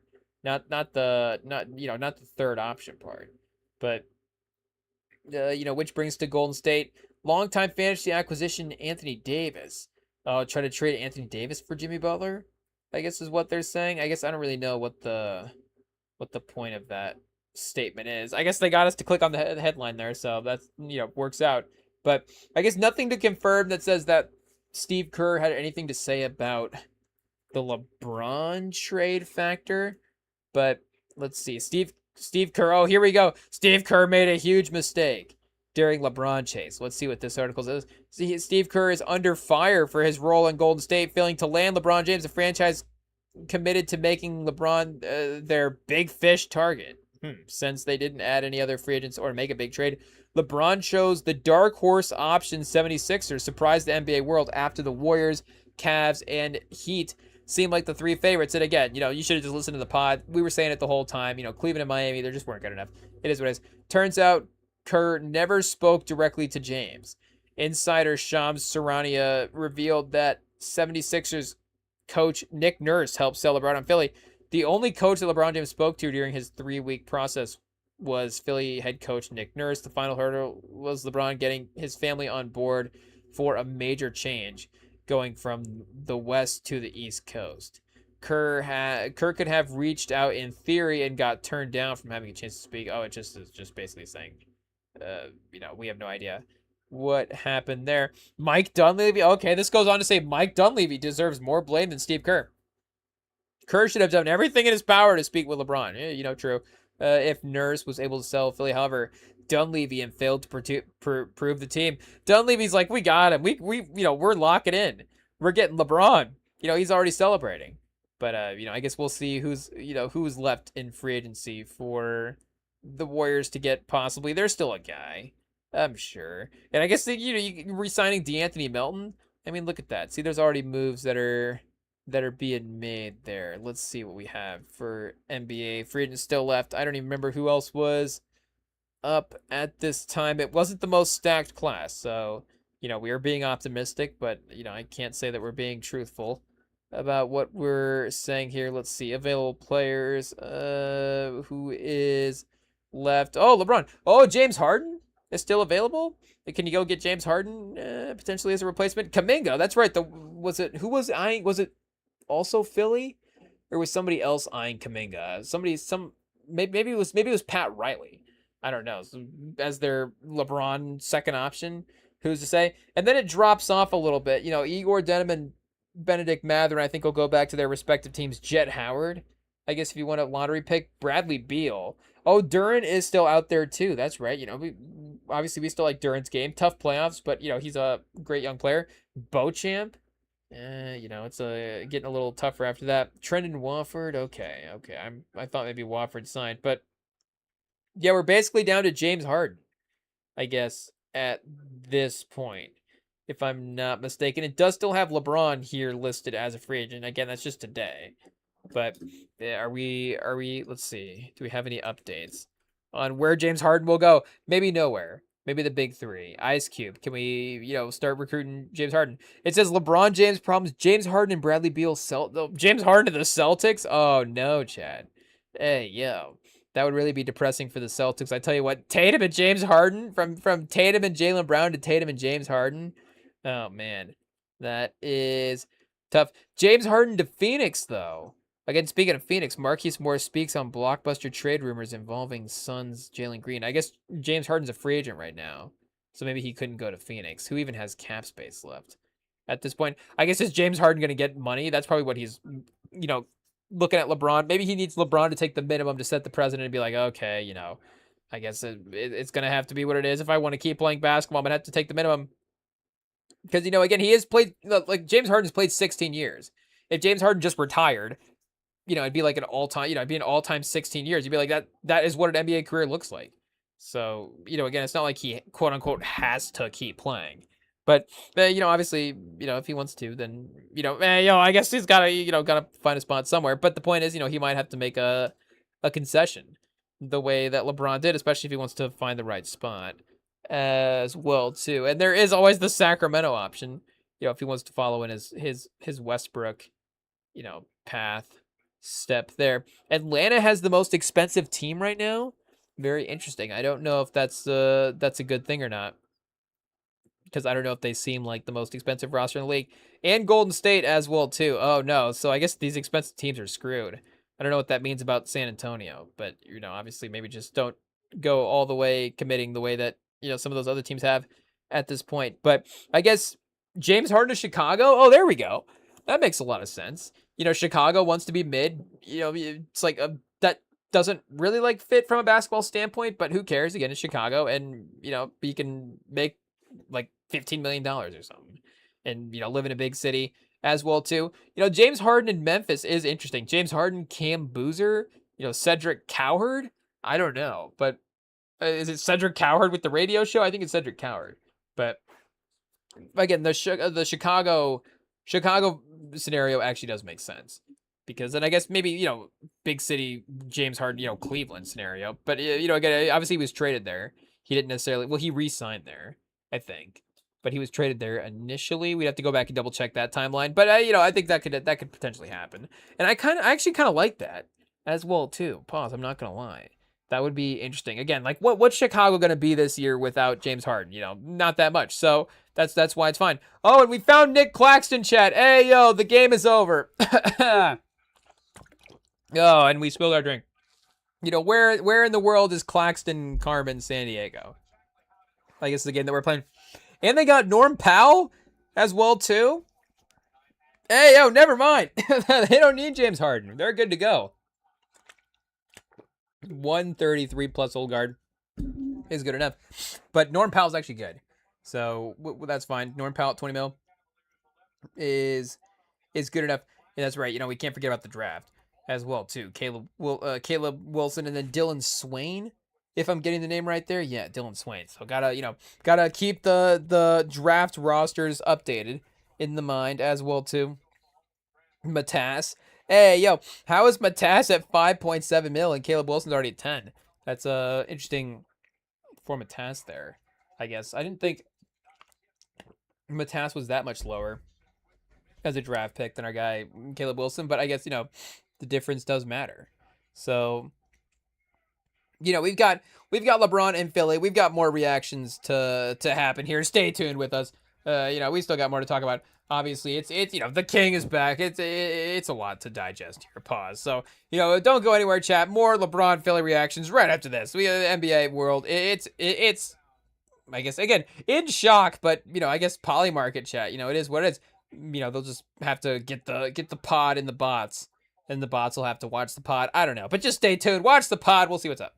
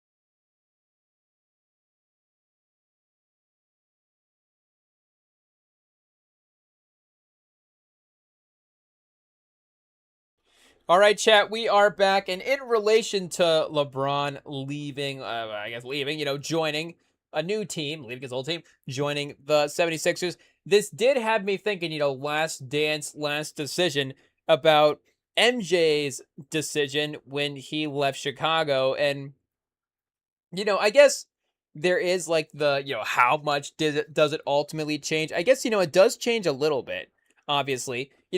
I mean, he did play till he was 39, and I know obviously LeBron is playing at a better level at this point in his life than, Jordan was. He's playing at a different level at this point in his life than any athlete ever was.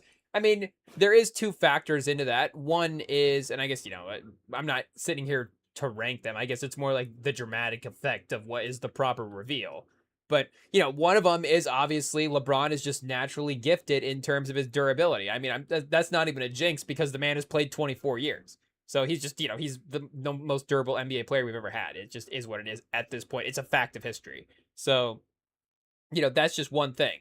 But number two is he's also, the most well-trained player in NBA history as well, too. I guess, again, most well-trained. If there was actually a way to calculate it, is there the James Harrison type in the NBA where it's like, is there a guy like, is James Johnson actually technically the most well-trained player? I don't know what the actual ranking is there, but he is amongst the players who invest in it, in terms of investment as well, too. It probably makes the most sense, again, from a business standpoint, that he could invest the most in health in the way that he does from a money standpoint, but he also does as well, too. Like, that is something that he is very, very, very, strategic and very, what do you say, stringent? I don't know if that's the right word there, but he's very, obviously, careful and passionate about his health and his longevity and take care of his body and, turning in and making sure that he is able to maximize all that different stuff. And, hey, do we just have to throw on the Last Dance documentaries? I guess LeBron, I'm sure we can, we could splice together a whole documentary of LeBron smoking cigars, I'm sure, and be like, oh, LeBron, all he ever did was smoke. But it's like, I'm just, again, what moments are we cutting together?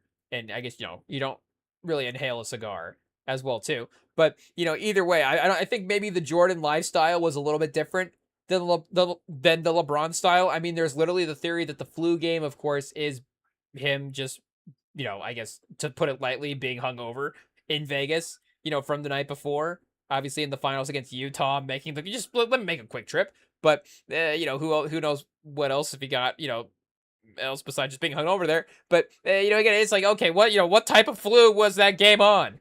So again, we just don't know with Jordan. But regardless, again, up until literally now, 39 is a perfectly fine age to, be averaging 20 points a game if you were averaging 32 points a game. Nobody was like questioning like, oh, why is Jordan like not playing well at 39 years old? Like, if I'm not mistaken, again, I wasn't necessarily reading headlines at this age, but I can't imagine, again, what's the history of players playing at 38, 34, 35 plus? Again, obviously like Vince Carter played, maybe the most years of anybody there for a Vince Clarver. Hey, who's Vince Clarver? Why is Vince Clarver up here on the search suggestions and not Vince Carter? Hey, I guess maybe because Vince Carter played. Oh, because I'm put Victor. Who's Victor Carter? Hey, Vince Carter. It's my bad. I guess Victor Carver. Hey, combining the names here. Okay, take two. Vince Carter. Let's see if we can find this guy, chat. Okay, there we go. We got him. Ever heard of him? I guess also, of course, not to make this North Carolina corner. I guess all of a sudden. Hey, And I guess, he did play till he was 43. Of course, averaging, 5 points a game in his 40s. But still, 39 years old, the MJ years, he was at 6 points a game. And then he was 11th and 6th man of the year voting in 16-17. I think somebody was just a fan of Vince Carter that year and just gave a vote.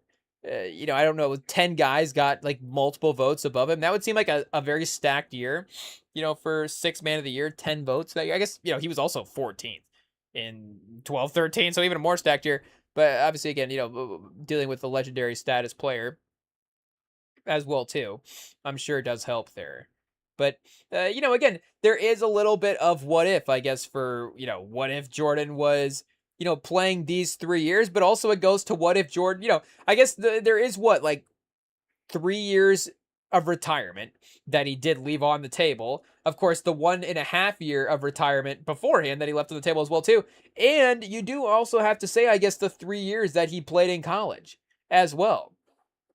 Because LeBron, of course, goes into the league at 18. I did actually just see a clip of Anthony Edwards. There was, I don't know if this was recently with all the Fanatic stuff that has been going around, or if this was an older clip as well too that just, resurfaced through the algorithm. But I guess it was probably recently. But it was basically saying that, Anthony Edwards was the third youngest guy to reach a certain point milestone, and it was Anthony Edwards, Durant, and LeBron. And or maybe it was Edwards. Was it Edwards, Durant, and LeBron, or Edwards, Kobe, and LeBron?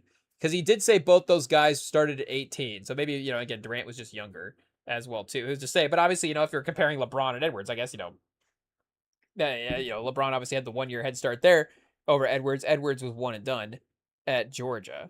But, it was, I guess, 19 the first year for, listed here in Cleveland. I guess, I don't know, just with MJ's, maybe the way that his birthday aligns or something. I don't know if he would have played his, if he jumped straight to high school, if he would have played his 18th year in the NBA, that, that would have been like a Cooper Flag, situation. Ayo, Cooper Flag, ayo. But, again, I guess there is 2 to 3 seasons that he could have, potentially had there as well too. So, we're talking about, 6 to 7 seasons that he could have potentially, had in terms of stats is definitely something. Again, obviously, maybe those first season or two, he's not averaging 30 points a game. I guess he was 28 points a game right when he entered the league. Hey, hot take, Jordan, pretty good. But, maybe he's like 22 a game there, early on. And then I guess, maybe he starts to taper off a little bit as well, too.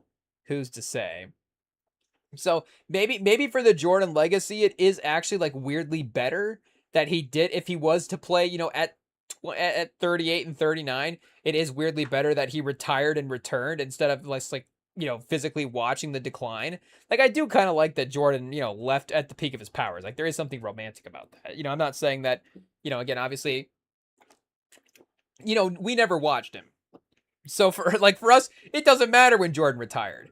Hey, Jordan could have retired, a whole 10 years later in 2007, and we would have been like, oh, I maybe barely remember that one Michael Jordan season. I guess, not to like, make us lose all our credibility by making us, just a young gun over here, or, again, not to make the old people mad by, reminding of their age as well too. But I'm just saying, it is what it is. Like, regardless of what the Jordan timeline is, like, yes, I guess, I could say I would want the more seasons, because that would mean Jordan would have more stats, and, there would be more conversation there or whatever. But, again, it doesn't really matter for me when Jordan retired. So it's not like there's this run of highlights of like, Jordan falling off, or all of these seasons that we have to worry about of like these Jordan. But like, again, it's Jordan. So like, if he's around on other teams, like, it's not going to not be fun to go back and, watch those highlights. If I'm saying that right, like, those are still going to be, I guess, quote unquote classic games, but those will just be to be classics. Like, Jordan will just have more to be classic games. And I guess that's the impressive thing about LeBron's career is, he's never had like a to be classic season at this point. And I don't think, again, going to Philly, is going to be like a to be classic season for him as well. I mean, MJ literally won the MVP, his last year in Chicago, averaging 28 points a game. So, and, again, lifestyle as well too. You take 3 seasons off of professional sports. Like, you can't just be an NBA athlete after that. Like, I guess you can be, but, are you going to have a 10-year career? I guess, if MJ had retired for 3 seasons in that first retirement and then bounced back after that, I mean, I'm sure he probably could have been okay. He still would have been playing baseball, so he would have been an active athlete. But, again, he wasn't even playing baseball when he went to Washington, so that's the point. Like, he's just actively not playing, and then, it's like a Disney movie. He's like, let's get MJ off the, well, I guess not a Disney movie, off the, the billionaire owner, goes down and plays for his team. It's not really a Disney movie, but, we're going to say, let's get MJ off the couch after 3 years and, make him go play basketball. But still, again, much like LeBron, I guess MJ could have gone to San Antonio and just played with Tim Duncan back in the day as well too. Just MJ, David Robinson, and Tim Duncan MJ instead of Avery Johnson. Honestly, though, like we kind of needed, we needed a Tim Duncan title without the, like, not that we needed it, but I guess I should say it's a little underrated that he gets that title without the big three. And I know that David Robinson is on the team, and David Robinson is still really good. So I guess we can't sit here and say that like, oh, it's not the same David Robinson, but it is not, not 100% the same David Robinson. It's not like a LeBron Anthony Davis situation where David Robinson is like nearly the best player in the league. Like David Robinson's not winning the title with Latrell Sprewell. Like if we just flip best players that year. New York probably just wins because they have Tim Duncan. In that case, because again, Tim Duncan was just the best player in the league. But again, I don't know if that would have been the landing spot for him at that point. Malone won the MVP that year. I guess obviously they tied San Antonio for the best record at 37-13. So I don't know. In cap space, I guess we don't really know, like what the league was looking like with cap space in this time as well too. But Miami did have the best record in the regular season the following season, and I guess they locked out as well too the following year. But MJ, Tim Hardaway Jr., Alonzo Mourning, Jamal Mashburn. But again, MJ is still probably the 27, 28 point a game guy. I don't know if he like started, started to, I was like, oh, this next season I'm going to start going, I'm going to be like 24 points a game. Like I feel what my stat line's going to be or something like that. Pause. But, again, he's still pretty impactful at that point. Dan Marley, Jamal Mashburn. I don't know. Is that team winning the title? But, defensively, obviously those Bulls teams were such a menace as well too. So that's why San Antonio would have been good. Obviously, you would have had the defensive lineup there to match up with as well too. Like Portland, I guess it's like, would that have been with Pippen though? Did Pippen go to Portland? Where did he go after Chicago? So that would have been interesting if both Pippen and Jordan just went to Portland. Hey, the Portland Bulls and Jermaine O'Neal. Wait, is Pippen there? I guess, or did he go to, no, because Hakeem went to the Raptors. Did Pippen go to the Rockets? Let's double check the Scottie Pippen timeline here real quick. 88 to 2004. Yeah, that might be a Rockets jersey there. Okay, yeah, Houston was the 88-89 season, and then he went to Portland afterwards. 99-2000, and then I guess back to Chicago for 03-04. The underrated Pippen return season. Hey, I gotta queue up an 03-04 Scottie Pippen game maybe after this. But yeah, I guess they could have tried it with Jordan for one season in 99 or 80, 99. What season is 98-99, and then gone to Pippen afterwards. Was Rodman still in the league at this point? Imagine. Hey, Tony Kukoc, just reassemble the whole gang. Hey, now this is the Disney movie right here. And then Jermaine O'Neal's like the young upstart guy. I guess Arvydas Sabonis. Where does Arvydas Sabonis fit into this? He was only 8 points a game that year. So, or wait, was he 12? So, he was trying. Jim Jackson as well. But Jim Jackson as your sixth man. Jim Jackson's like your ninth man now. That's like not bad. I don't know. Portland might have been a team. I guess they were already a team, right? What was their record this year? 35-15. But you would have had Jordan, Damon Stoudemire, Brian Grant, Isaiah Ryder was wasn't he like one of the, next Jordan type guys?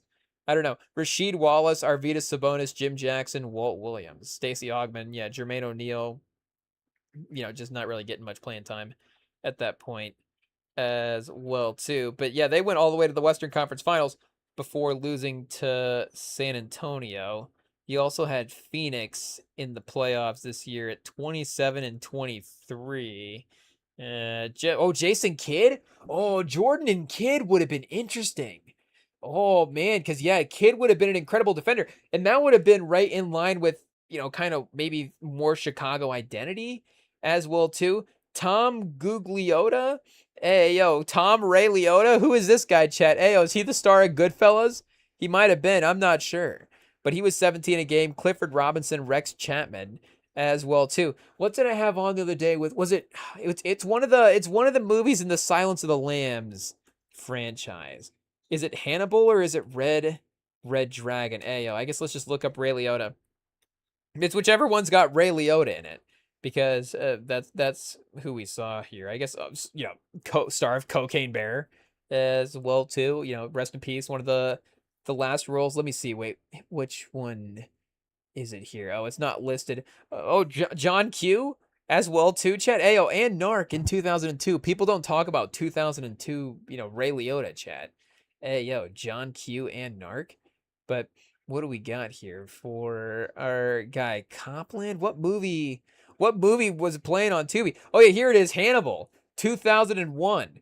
And it just like I just like I think it was last week, so I was out doing errands and I left Tubi on, and it's like, okay, let's just wander back in and see where Tubi's at this point. It was like, oh, I don't like this. It was some scene at the, I guess, spoiler alert for Hannibal here. So I got to go exactly see what he's got. I guess it's not Jodie Foster's character, but what he's got the Clarice character going through here, because I'm pretty sure he had Ray Liotta, like half of Ray Liotta's skull taken off, and it's just like the top of Ray Liotta's brain poking out, and you got what's that guy's name? Anthony Hopkins. You got Tony Hopkins over there being like, now look at this, Clarice, like the brain is a very interesting thing, and it tastes very great. And it's like, oh man, this is disgusting. Hey, yo. It's like, this is too vile. And Leota's just sitting there like, I don't feel a thing. Oh no. And it just like takes the skull off. Chet, it's gnarly. It is gnarly. But Leota's just sitting there like, oh, I don't even know where the top of my skull's at right now. I guess, gotta trust Anthony Hopkins with this one. But I guess he's like, and then the minute he's like, see, Clarice, I can take this part right here, and Ray Liotta doesn't feel a thing. And it's like, oh, I might have to turn this off now. I think I'm good to go. But I think I get the point. Anthony Hopkins is a bad dude, and what's his name in that? Hannibal Lecter. I guess it's right there. Hey, Hannibal. But it's like, okay, I get it. Hannibal Lecter. Hey, he eats. He's a cannibal. It was much more effective him not eating people in Silence of the Lambs, I thought. Obviously he does attack the guards. Iconically he attacks the guards. Very, very vampiristic in that movie. I guess we don't really get into the, he does sort of lean basic cannibal, but there is sort of a vampire way they could have taken it there, because he does go for, I think it's a neck bite maybe in the attack, but also, maybe there's some other stuff going on there as well too. Dissect the psychology of Hannibal Lecter. But either way, for that was his method of attack in that moment. But again, obviously that just ends with the line. Silence of the Lambs just ends with the line where it's like, I'm having a friend over for dinner. So it's like, oh, plot twist. Obviously he's gonna eat the guy. He's not gonna eat with the guy. But it's the Liotta scene was a little bit different. Much more visceral, much more gruesome. That is for sure. And obviously, again, shout out Ray Liotta, one of the just the great underrated leading men of all time. Do you say underrated when you play in a movie, arguably the greatest movie ever? But that's why I think he is underrated as well too. Like nobody is like who is like, hey, it's like Kurt Warner. It's just like, okay, it's just like the quarterback for that. I guess I kind of think Ray Liotta is a better actor than Kurt Warner as a quarterback, but it's just, or like Terry Bradshaw maybe, where it's like, okay, everybody thinks Terry Bradshaw kind of sucks, but it's like, we're not really, but it's like nobody really thinks that like Terry Bradshaw is as good as any of the quarterbacks now. But it's like Terry Bradshaw won 4 Super Bowls. Hey, yeah, like maybe we need to give him respect. Like, Liotta literally carried the great, well, not carried, but he starred in the greatest movie. He's the leading character in the greatest movie ever. So, I'm pretty sure Ray Liotta's a good actor.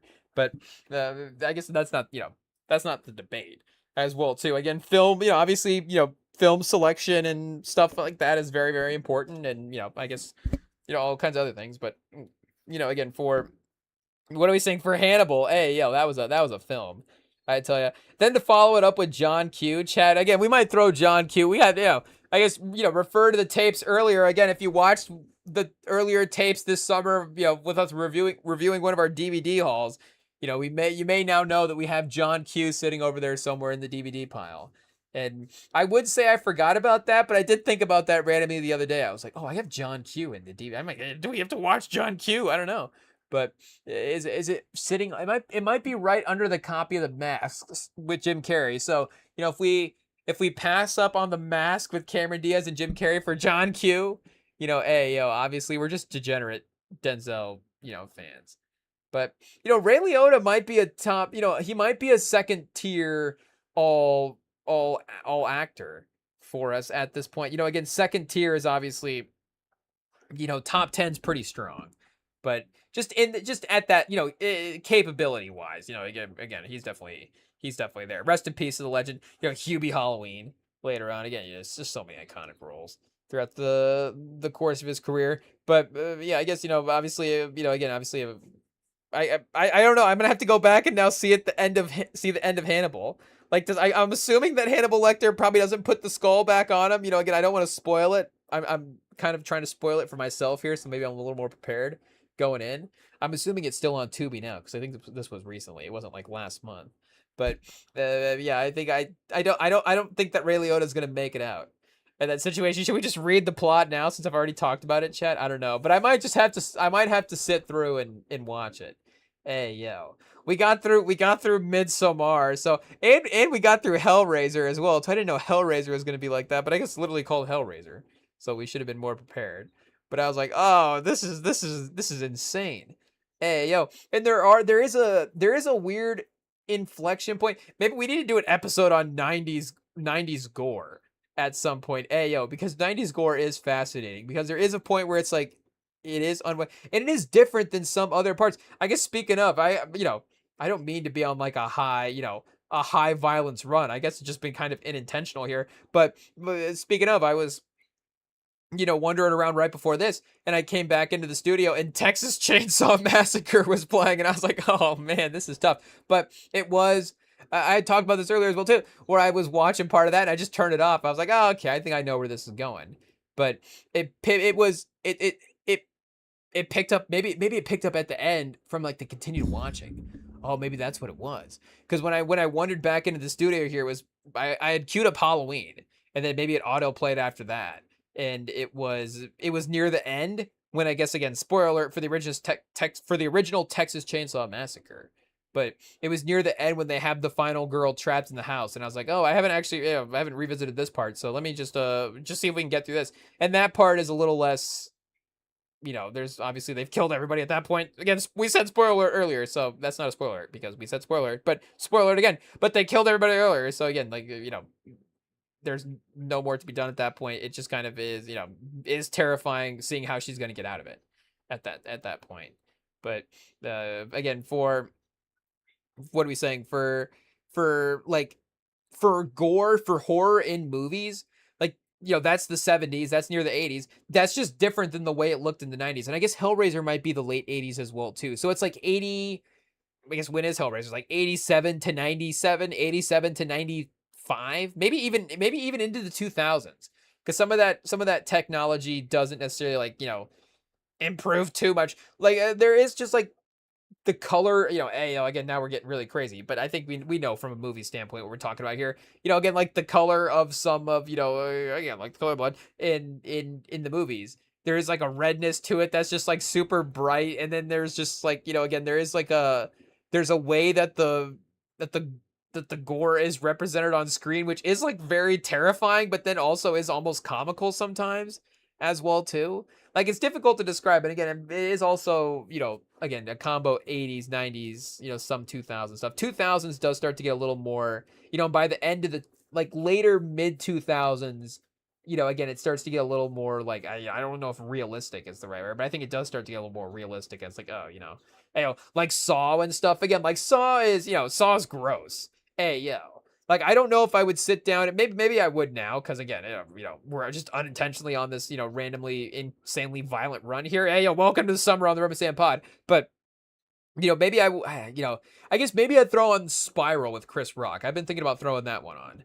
I don't know if I need to revisit the main Saw, just because I know, like, the twist, obviously the twist at the end stuck with us. Obviously, pause, spoiler alert. We'll say 3, 2, 1. Spoiler alert. Again, spoiler alert. Spoiler alert. But so hey, yo, spoiler alert for the original Saw. But if know that the if you know that the thing is happening at the end there with the game master, then with the host of the game, then again, obviously the sort of woe-ness of the movie plot itself loses a little bit of factor. I mean, the movie's still obviously a high intensity movie, but it's like, okay, I'm good. I don't think I really need to revisit that scenario at all. There's nothing fun about that. Not that there's anything fun about, like, Halloween or whatever. But I guess Michael Myers is just, Michael Myers is for some reason better company on the TV than Jigsaw. It's just what it is. Hey, yo, Jigsaw, too terrifying.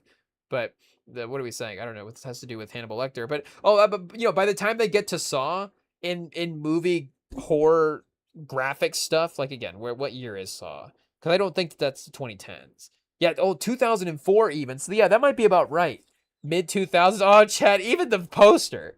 Hey, yo, even the poster is crazy. But again, for what's to say, one of the most successful horror franchises since the Scream. I guess Scream itself is like Scream does have some some very violent moments in it. Obviously, Wes Craven, but again, like the opening scene when they do we have to say spoiler again? But the opening scene when they cut up the boyfriend is pretty visceral. But there is again there is a 90s ness to it that does make it again, these like 90s horror versus 2000s horror. We'll have to do the research, I guess, and get back to you on that. But it was really pronounced watching Hellraiser again because maybe Hellraiser's probably my guess is probably one of the more violent movies of the 80s. Again, I haven't gone into like the crazy violent side of things to know what that side of what we're looking at there for 80s cinema. I don't know if we'll be able to give you a full report on that one, but for some reason Tubi's been pushing that one as of late. Pause. So we like, okay, we cave. We'll give in. We'll watch it. But I was like, oh man, there's a scene at the end where they're like, I guess I'm not gonna spoil it. I'm not gonna just keep. How many movies can we spoil on Tubi? We'll spoil all of Tubi by the end of it. Don't worry, we're cooking here. But yeah, that was a crazy. I guess can we look it up? Let's see. I guess now we got to be careful here. Hey, yo, we're moving out of family friendly pod territory here for violence and gore scenarios. But let's see. Most violent. I guess 80s slashers maybe. Most violent 80s slashers. Yeah. Let's see. We got grossest. Okay. Yeah. See, Chad. Now we might be getting a little too deep into the woods here. Again, just looking at the beginning of this Reddit thread, I don't even know what these movies are. The Mutilator. Oh, yeah, that's not good. Nightmares in a Damaged Brain. Bad Dreams. Anguish. Oh, Anguish is a good title, Chad. I'm not gonna lie. The Mutilator is fun, but the Anguish is actually very scary. I don't know what's going on there. Boarding House. Oh, Chad. Oh, I don't even want to guess what that's probably more of a, unfortunately, like a psychological thriller. Cannibal Campout. Yikes. 555. Don't Go in the Woods. Very straightforward. Ritual of Death. You love when they just like Ridley Scott's just like, what's this movie called? Ritual of Death. Splatter Farm. Oh, chat. These are this is too much. This is not what I'm talking about. Maybe Hellraiser's not that violent at all. Hey, yo, can we get a Hellraiser versus am I saying this right? The Mutilator? Hey, yo, chat. Again, forgive me. I don't know what we're about to look up here, but the Mutilator. Hey, yo, what is this? A teenager accidentally commits. Oh, chat. Hey, yo. Hey, yo, this is getting out of control. This is again, I think this is bad. This is bad, chat. Oh no. Oh no, we've stumbled into movies that aren't even fun anymore. I don't even know what kind of statements were being made here. Pieces? Oh, chat, Pieces. Oh no. A chainsaw wielding mechanic hacks up co-ed's college campus in a wildly campy, exceptionally bloody Spanish American co-production. So, and that is fun as well too when you get the different studios is like, oh well, now we have to make Spanish American, Texas Chainsaw Massacre. But again, Pieces is a good name as well too. Again, if you're like a horror movie called Pieces, you're like, oh, yikes! I think I know where that might be going there. The Burning. Maybe we should know about these as well too. Like I don't know if these are iconic. Sometimes we tend to lean toward like iconic directors, iconic actors. So B films and slashes and stuff. We're still learning about some of those as well too. What do we got here, chat? It's in our watch list. Pieces is in our watch list already. Hey, yo, maybe I was just adding in a bunch of. Somebody might have said it on a pod or something. Who's to say?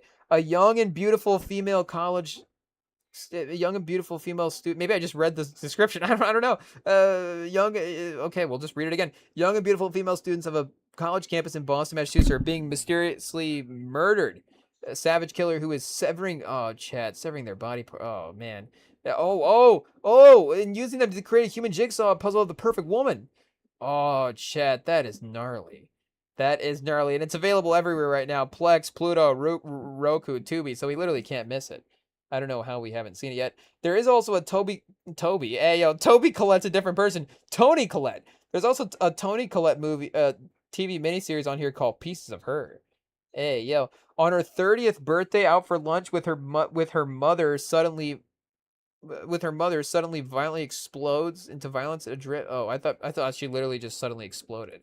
Hey, I was like that would be a movie that Toni Collette would be in for sure. Be like she's just having her Toni Collette was having dinner with her mother on her 30th birthday, and Toni Collette's mother just burst into pieces. I guess that'd just be like Hereditary Part 2 a little bit. But yeah, yeah. What's the Prowler? A military fatigue wearing killer dispenses college students. A lot of college students just getting it. Chat in this one. Pause again. I guess that's just what a lot of slashers were. It is what it is.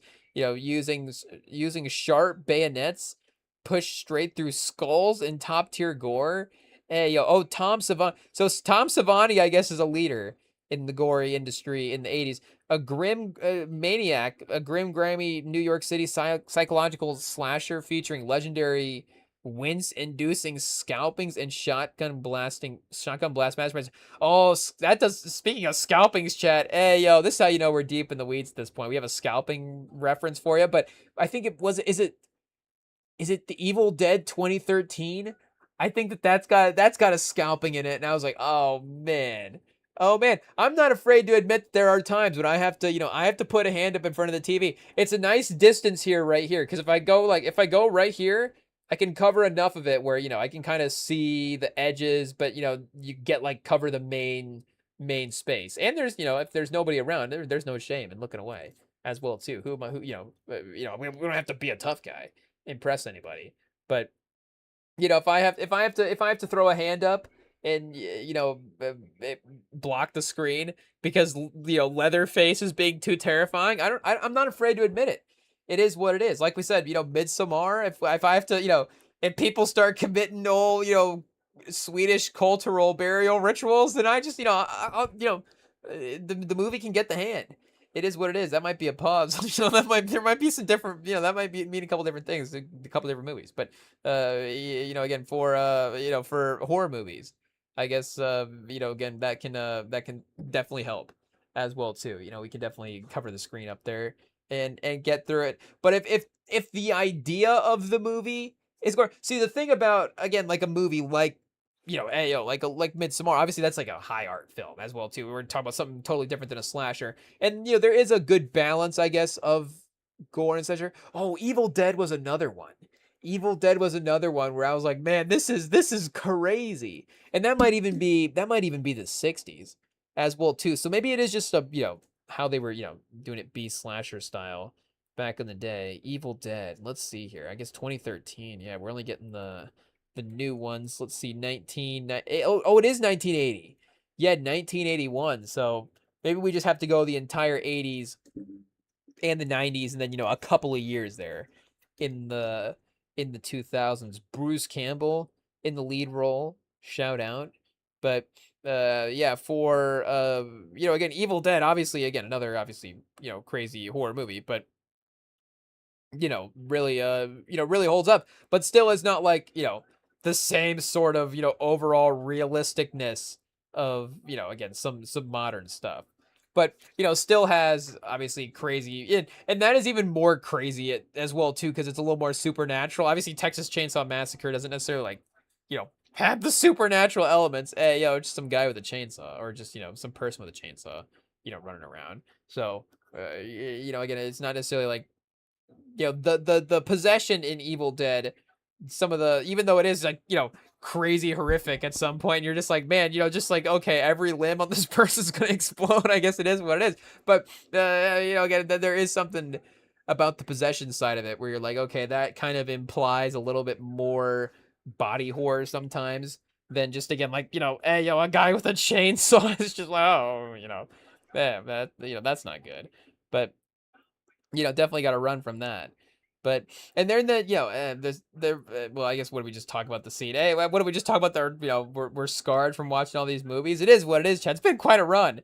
Hey, yo. I don't know what we said. So maybe we can't watch John Q tonight. I don't know. We might throw on like Boomerang or something.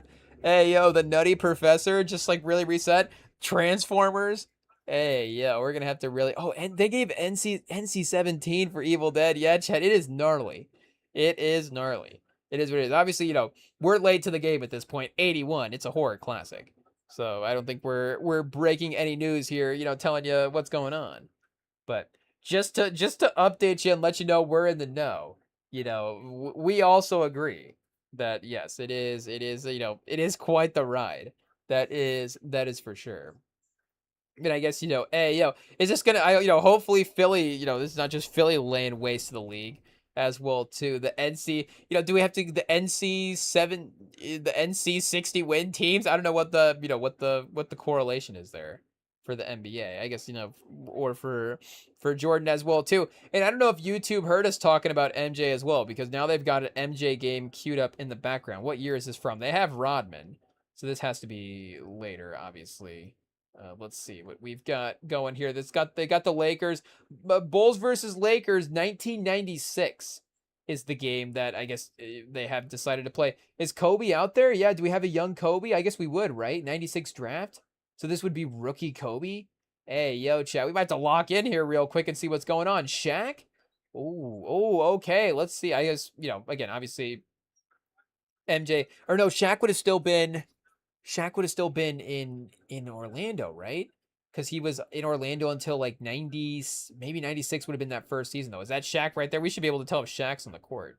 Hey, yo, pan back out real quick and see what's going on. The thing is, again, the TV's far enough away, and okay, yeah, that number 34, I don't want to assume, but that number 34 right there has to be Shaq.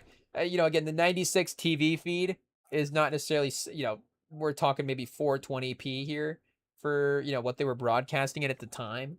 So, again, we're not being critical. Shout out. We love to have the footage as well, too. We take it if it's, pause, if it's 120p. Hey, yo, that might be a pause. Shout out, hey, yo. It is what it is. I guess I just didn't think of, like, the Lakers teams in 96. Again, they're obviously so, do you say synonymous, but they're so attached to that three-peat time as well. And that really does, when Kobe emerged there, it really is like, you don't think about the, again, the losing seasons in the playoffs, leading into that. But I guess there, obviously was a process there for them to get involved. And I guess, Kobe had to get the Froby going as well, too. Kind of started off, young short hair Kobe, and then we went to Froby and then back to, I guess, bald Kobe as well, too. Again, short-haired Kobe. But I guess, could Jordan have gone to the Lakers back in the day as well? We were talking about, again, Kobe wanting to play with MJ, and if MJ was moving around teams and, needing a spot to go for that 99 season, could the Lakers have been an option? Would he have gone to a big market team? Would that have been better than him playing with, who was it? Jason Kidd's not bad, though. That's right. Jason Kidd is not bad. Danny Manning. Hey, yo, maybe not peak Danny Manning. Pause. 9 points a game, Danny Manning. Yeah, he would have needed one more season on this Phoenix team. Let's see here. Is the 99 team better? Oh, here we go. 53 wins in 99-2000. And they got, hey, they got past the Spurs in the first round of playoffs, but they did lose to the Lakers in the next round. So I guess one of the rare years here, literally, the Spurs didn't lose to the Lakers in the playoffs. Oh, they got Penny Hardaway for one season. So would that have been Jordan in the Penny Hardaway spot, or do they get Penny Hardaway as well, too? But I guess the point is, you bring in Penny Hardaway, Penny Hardaway, for 17 points a game in 2060 games played. Jason Kidd's 67. But again, I'm sure MJ, this would have been 2 seasons removed from him at 28 a game, and then he's 20 a game. So I don't know what the natural, deprogression is there. But still, if he's 23 points a game this year, with Jason Kidd at 14 and 10, Clifford Robinson at 18, and you've got 3 high-level defenders. Rodney Rogers is 6th man of the year. A young Sean Marion. So this 2019-99 team would have been decent. If hot take again, if Jordan would have been on there. But Luke Longley, bringing him in from Chicago as well. Little Chicago teammate familiarity there to, help him out on the roster. MJ needs adjusted too. But, again, he's close to LA. In Phoenix as well would have been, a good travel option for him, potentially. He I guess, won over Phoenix in the finals. I guess so. There's not like any animosity toward Phoenix, I would think. Again, there's not like a rivalry there. He did have a rivalry, of course, with the Pistons. So, like, would he go to the Detroit Pistons in 99-2000 and, help them after the bad boy Pistons era? I don't think so. The Vancouver Grizzlies were 8-24, or 8-24 would have been nice. 8-42 Hey, yo. So again, with lockout shortened season, but you probably not going to Vancouver. The Clippers as well, 9-41. Yeah, not going there. Oh, Chad Chicago immediately tanks their team, 13-37. It is what it is. But Charlotte, 26-24. They do have a winning record. That would have been, a little bit of a reach at that point. I guess we were looking at the Lakers here, 99. Let's see, 31-19.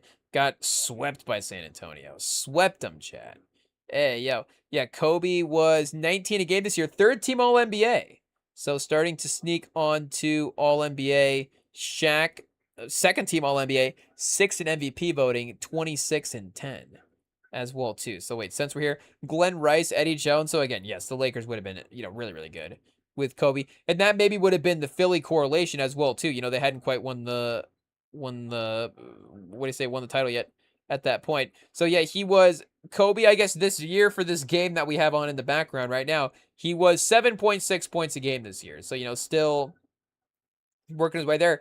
He did start 6 games this year though. So is this one of the 6 games that he started? Maybe, I don't know. But the next year, 79 games, 1 game started, and he was. Oh, now we're clicking on random stuff here as well too. Did it say he was on an All Star but not on All NBA? And then the year after that, he is just on All NBA, third team All NBA. If we were reading that right, yeah. So All Star, second in sixth man of the year voting. So that would have been interesting if Kobe would have had a sixth man of the year. Hey, yo, who won sixth man of the year in 97, 98? 15 a game again. Obviously it's not like the 20 point a game, undeniable. And Ginobili wouldn't have been in the league at this point as well too. So who else could it have possibly been? Hey, yeah. Oh, chat. What are we doing here? What are we doing? The page.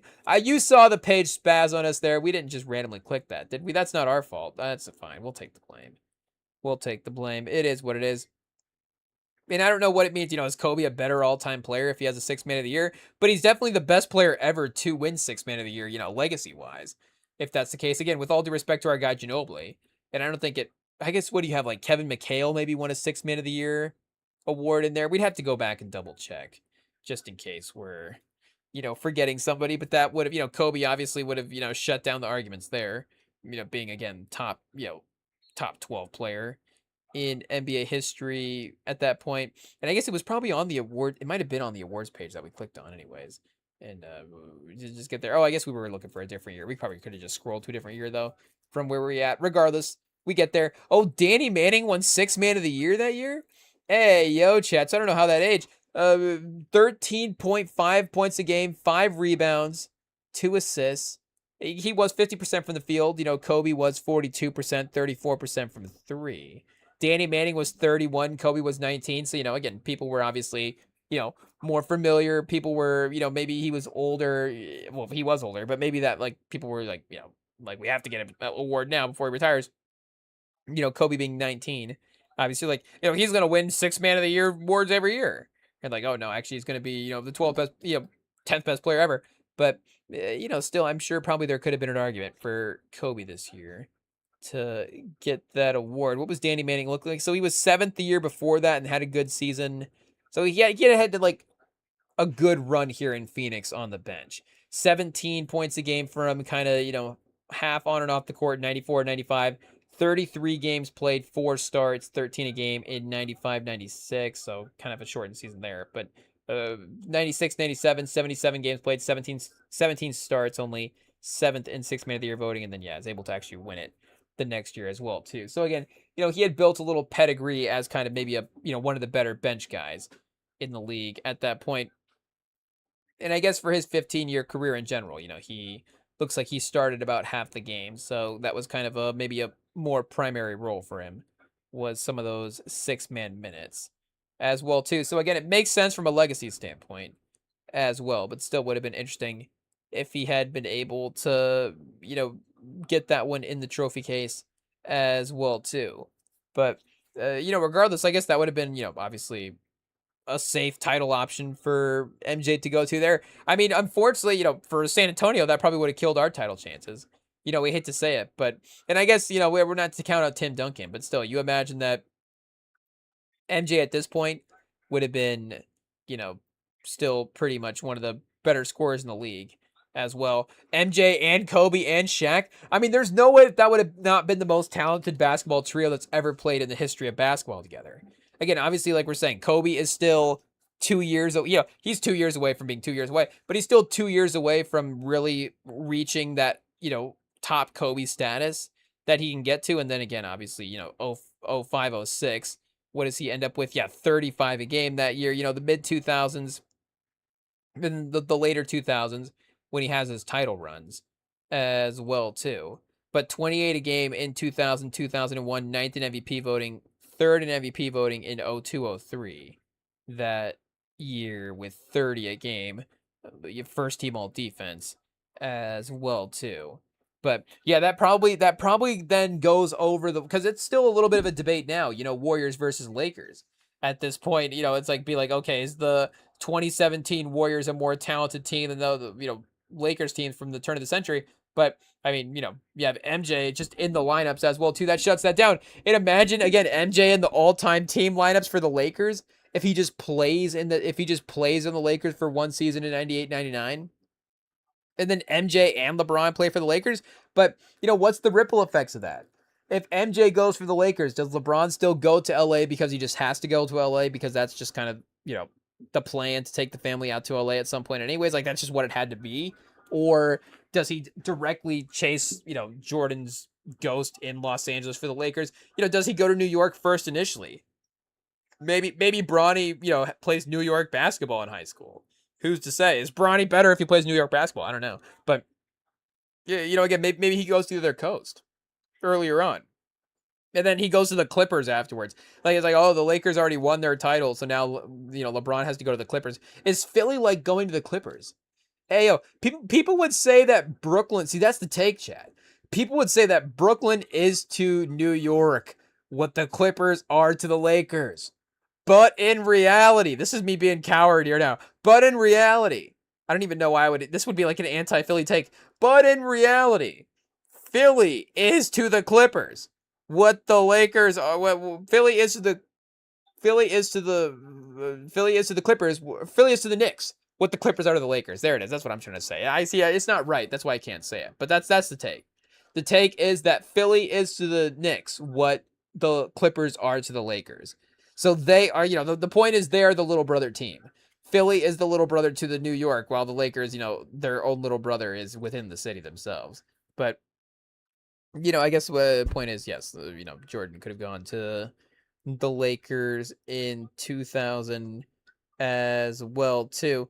I was not more curious, but also curious as well to see what the draft possibility would have been in his career early on as well, because his freshman season would have been 80-81, if I'm not mistaken. So again, for his draft, it ended up being the 84 draft, but otherwise we're looking at, it would it have been 80 draft, I guess, 81 draft. Joe Barry Carroll, number 1 overall, so lock it in. He's going number 1. No, we can't say hindsight like that. The great Joe Barry Carroll, and he did score 12K in the NBA. I mean, the top of this draft is not bad, honestly. Joe Barry Carroll, Darrell Griffith, and Kevin McHale is a pretty good 1, 2, 3. Obviously, Kevin McHale, a little bit better than both those guys.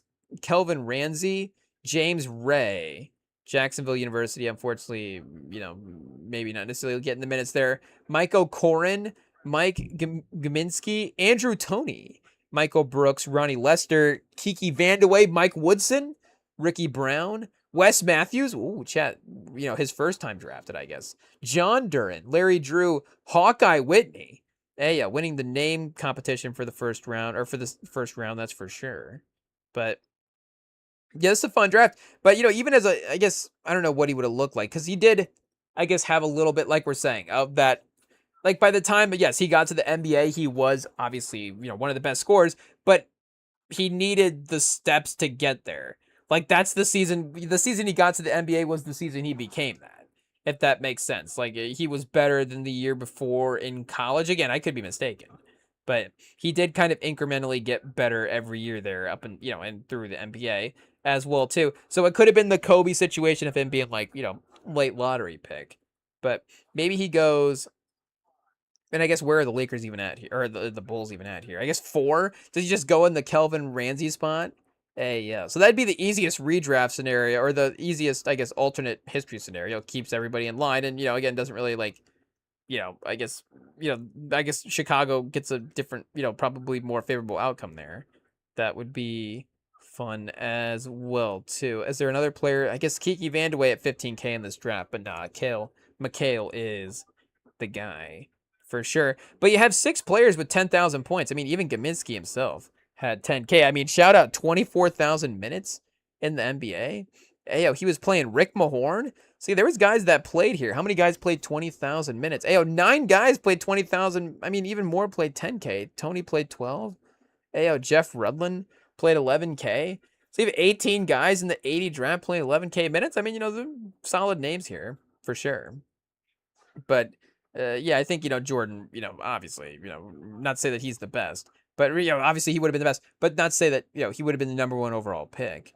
But he still probably could have been.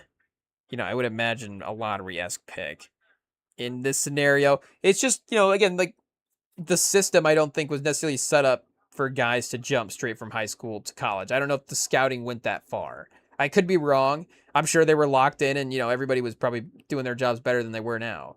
But again, I think that it would have just been. I think it was more. You needed the college to just kind of get your name in the NBA circles, as well too. But again, obviously, it is what it is there, and LeBron, like we're saying, year 24 is different anyways. So this is all uncharted extra territory and fun stuff as well. Just the fact that he even has a chance to add to the legacy is still crazy stuff. But it is still a chance to add, and you can't sit here and say that he doesn't not need to as well too. It is the impressiveness to Jordan that he won 6 titles in the time that he won. Oh, it's Eddie Jones that I think we're looking at here, Chad. Yeah, well, again, obviously, we tread lightly. We're not trying to be disrespectful, but we'll blame it on the quality of the feed that we're watching.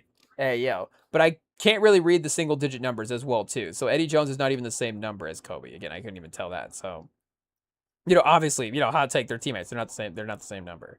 It is what it is. But either way, I guess when we return, we do have one more thing to look over here with some some lists, some hot takes, some crazy proclamations by establishments that we have to review. Hey Chad, I'm from the NBA world, but I'm sure probably from other worlds as well too. But from the NBA world, there was some lists that I think were making their way around that we have to look over here. So we'll be doing that up next. Don't go anywhere.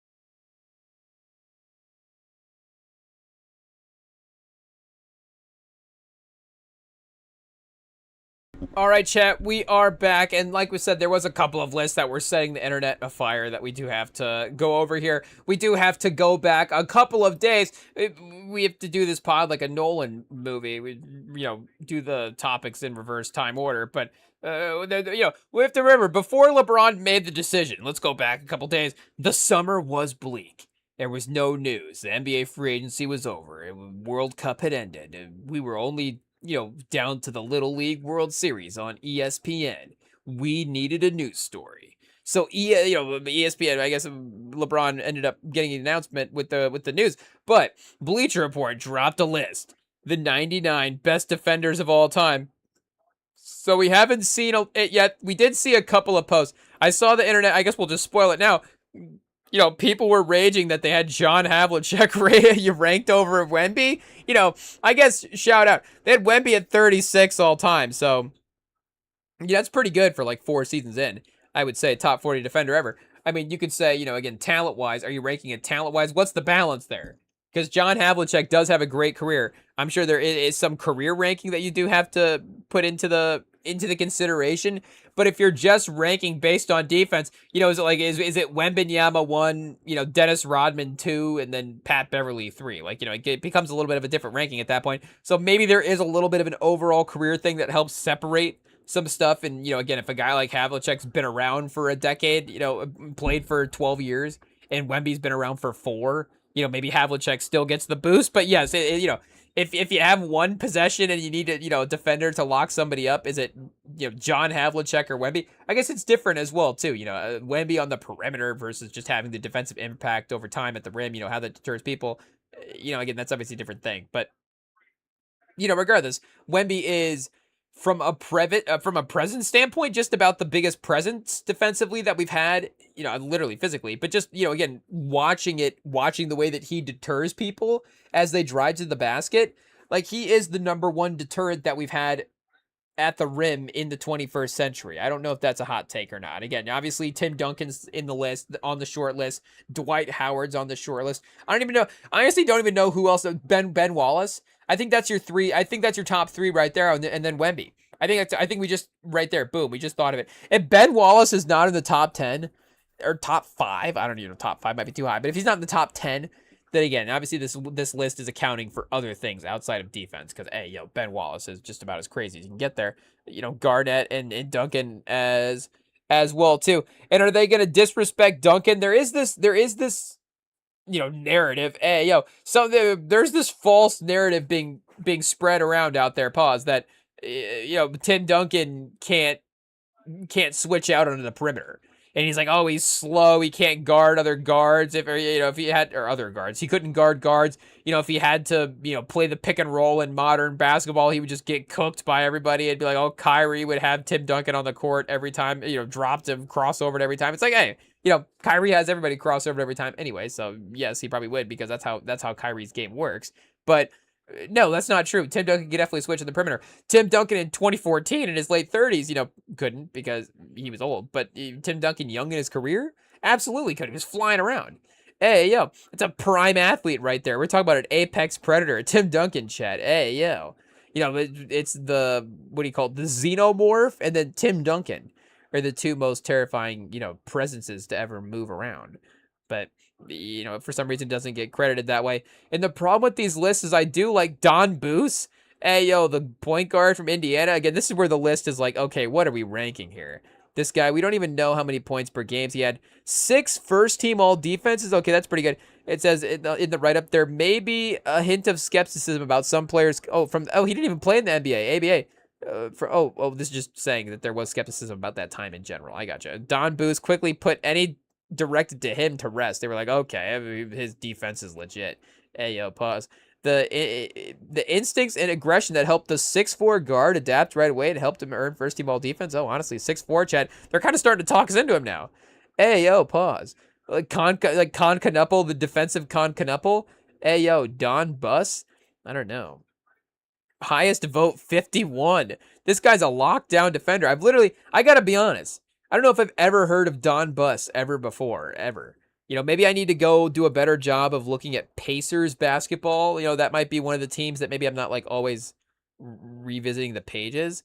I just spelled his name Dunbus as well too. Don Bus, 1973 to 1985. Hey, yo, I think we're just avoiding all players with that first name, maybe at the time. Who's to say? But yeah, 4 steals a game in what year is this? 75, 76. So is that at the merger was 76, 77? I guess we have the leagues listed right here. And he was also 8 assists a game, just randomly for 2 years in the ABA. So his career, he's 4.5, but for the 75 and 76 season, he was 8 assists a game and 12 points. So it just legitimately became one of the best playmakers in the league. His minutes did go up, which I guess did help. But I guess at the peak of his powers as well too, 49% from the field. So a high level defender, could knock down some perimeter jumpers, maybe could knock down some jumpers and then, pass the ball as well too. Shout out. Sounds like Don Bus, was a fine player back in his day. The 99th best defender of all time. So they're leaving one spot open, I guess, for Steph Castle when he gets there. Larry Nance, shout out. Obviously, dad to Larry Nance. Hot take, but underrated game just in general. We've talked about the 80s Cavs being one of our favorite, we can't say one of our favorite teams, but it's just a fun roster. It's a fun 2K team. It's a fun team to go back and watch. Brad Daugherty, Larry Nance, Mark Price, Craig Elo. Shout out Brad Daugherty. Hey, we'll see if Brad. Mike, we'll see if Brad Daugherty makes the list. Eddie Jones. Speaking of Eddie Jones, look at this, 97 as well too. I was gonna say earlier, I do like the lists going from 1 to 9. The reveal is fun. Like, how who is next? Who's gonna be number 1? Because I guess just not spoiling that right away. Is it gonna be like? It's probably gonna be Bill Russell, right? It's gotta be Bill Russell's gotta be number 1, and then Hakeem number 2. I think maybe I saw on Instagram MJ's number 2. So it'll be, I guess, let's see if we can guess the top 10. I'm not saying this is necessarily my top 10 the way that I would rank it, but if I could guess the way that they'll do their top 10, and they did have Garnett in the graphic as well too. So that is definitely maybe a tell. Also Duncan, but I just know that the I can tell modern media is pushing a Tim Duncan or a Kevin Garnett over Tim Duncan narrative. So we're gonna really have to fight here on this pod to make sure that does not happen. Actually, you know what? We talked about in the past that our first player retrospective episode we were gonna do this summer was gonna be about Michael Beasley. We may have to change that and make it about Tim Duncan versus Kevin Garnett, and about how Tim Duncan cooked Kevin Garnett every time they played. Because Tim Duncan's, the best power forward of all time, not Kevin Garnett. But, again, shout out to KG. He really is one of the greats. And if he had been in any other era, he would have been terrifying for sure. And he still was terrifying. It's just, Tim Duncan was in that era as well, too. But what are we saying? Like I'm saying, modern media is saying that Kevin Garnett is better than Tim Duncan. So I think they're going to say Bill Russell, Michael Jordan, Hakeem, Kevin Garnett's going to be number 4. Then maybe they're going to do another guard for diversity. So they're going to have Gary Payton number 5. And then they're going to have another center at this point at number, who's like another just I feel like Gary Payton's like one of the guys that you're just like, Gary Payton. Hey, who plays defense? Gary Payton. I guess, outside of those 5 guys, nobody else in NBA history has ever played defense. Then Tim Duncan. Hey, 6 guys ever. Karl Malone. Hey, Karl Malone, the 96th best defender in NBA history? Sure. Nobody thinks of Karl Malone locking down people. And, hot take, was Karl Malone Karl Malone was athletic. But, like LeBron was graceful. Was Karl Malone graceful? I'm not like excited to go back and watch Karl Malone highlights, but, I might throw on like an 80s Karl Malone mixtape just to see. Like, again, obviously, I've heard Bill Simmons compare later LeBron James to Karl Malone in terms of physicality, but I don't know, slicing to the rim? I don't know. But defensively, like moving laterally, like I think Karl Malone was kind of awkward. But I could be wrong. I'm not sure. Elvin Hayes, 95. He should be higher. Hey, yo. I guess maybe, dominant rebounder. I guess, but rebounding is defense. It says, speaking of dominant rebounder, the Capital Bullets, who were the Baltimore Bullets the year before, the Washington Bullets the year after. So really, indecisive there. It said it had one in the first year league officially separated offensive defensive rebounds by the name of Elvin Hayes. I guess I probably butchered that sentence. It is what it is. One of the most highly talented prospects of the era, Hayes led the league in both total rebounds, 18, and defensive rebounds, 13 per game that season. So his defensive rebounds alone is like more than anybody gets in the league now. Over the rest of his career, he collected over 22% of available defensive boards. So he's just snagging 1 in every 5 rebounds in every game ever. But it wasn't all he provided on the defensive end. 6'9" Hayes was also dynamic shot blocker. Yeah, Elvin Hayes was great, Chad. He's 95. Hey, yo, is crazy. Ben Simmons over Elvin Hayes. Rage bait right away. Rage bait right away. I can't believe we didn't even mention this with the LeBron thing as well, too. But I mean, we can still keep talking about LeBron now. Going back to Cowherd, we should have been roasting him for this right off the bat. But the fact that Cowherd 10 years ago said, LeBron, we're good. Ben Simmons is here. Ben Simmons was playing for Philly at the time. LeBron James has both won a title and now he is now currently playing for Philly. And Ben Simmons is retired. Ben Simmons is like speaking about returning to the NBA, and LeBron is now playing for Ben Simmons' old team. So, LeBron James, we're good. I guess, LeBron James Philly is good now because they have LeBron, is the irony of it. But, 94th, I guess, best defender of all time. Shout out. And he was a great defender, but he wasn't. And, again, this is one of those things, like, this is the Wemby thing with John Havlicek. But I think this is a little different. Like, I think you could make the case that Elvin Hayes was a little better defensively than Ben Simmons. But, again, obviously, maybe Ben Simmons was better on the perimeter than Elvin Hayes was.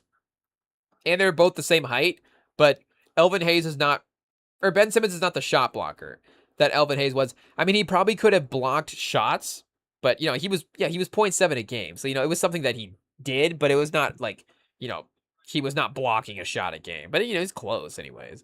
But, still, Elvin Hayes overall, over DeAndre Jordan. Yeah, easy. Don Chaney. I guess we don't have a picture here. I was going to say, Don Chaney, is that... I don't know. I don't know what joke we're gonna make, but for I guess it says DPOY not awarded in this era, but 5-time second team all defense for our guy Don Chaney. Shout out. Joel Embiid 91 also seems a little low.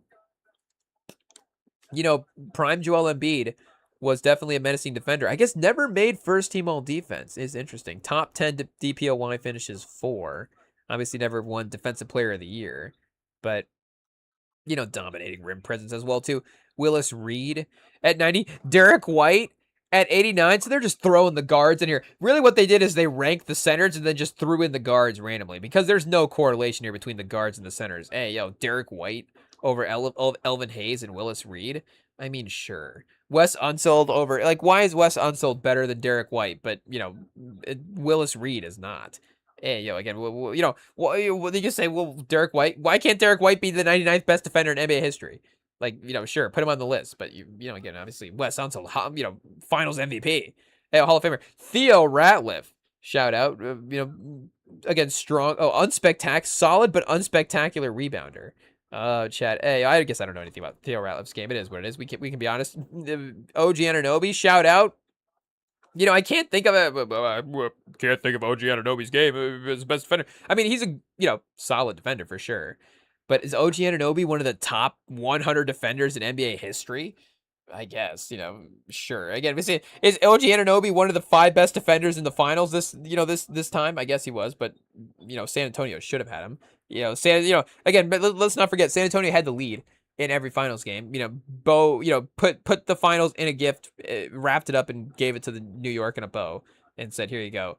So, again, obviously shout out to the Knicks, but Paul Presley, 85, great player. We're not going to criticize Paul Presley. Chet Holmgren at 84. Chet, this is made up. Highest vote 30. Somebody thought Chet Holmgren is already there. There have been 30. There haven't been 31 players better than Chet on defense. Hey, yo. I mean, I think there have been 30 players better for the Detroit Pistons on defense than there have been, in NBA history than Chet. But, 84th, been one first team all defense. He's the 84th best defender in NBA history. Again, Wemby is like generational in terms of like visually impacting how guys, no disrespect to Chet. Has anybody in the league ever said like, oh, I'm afraid to go into the lane? Chet Holmgren is there.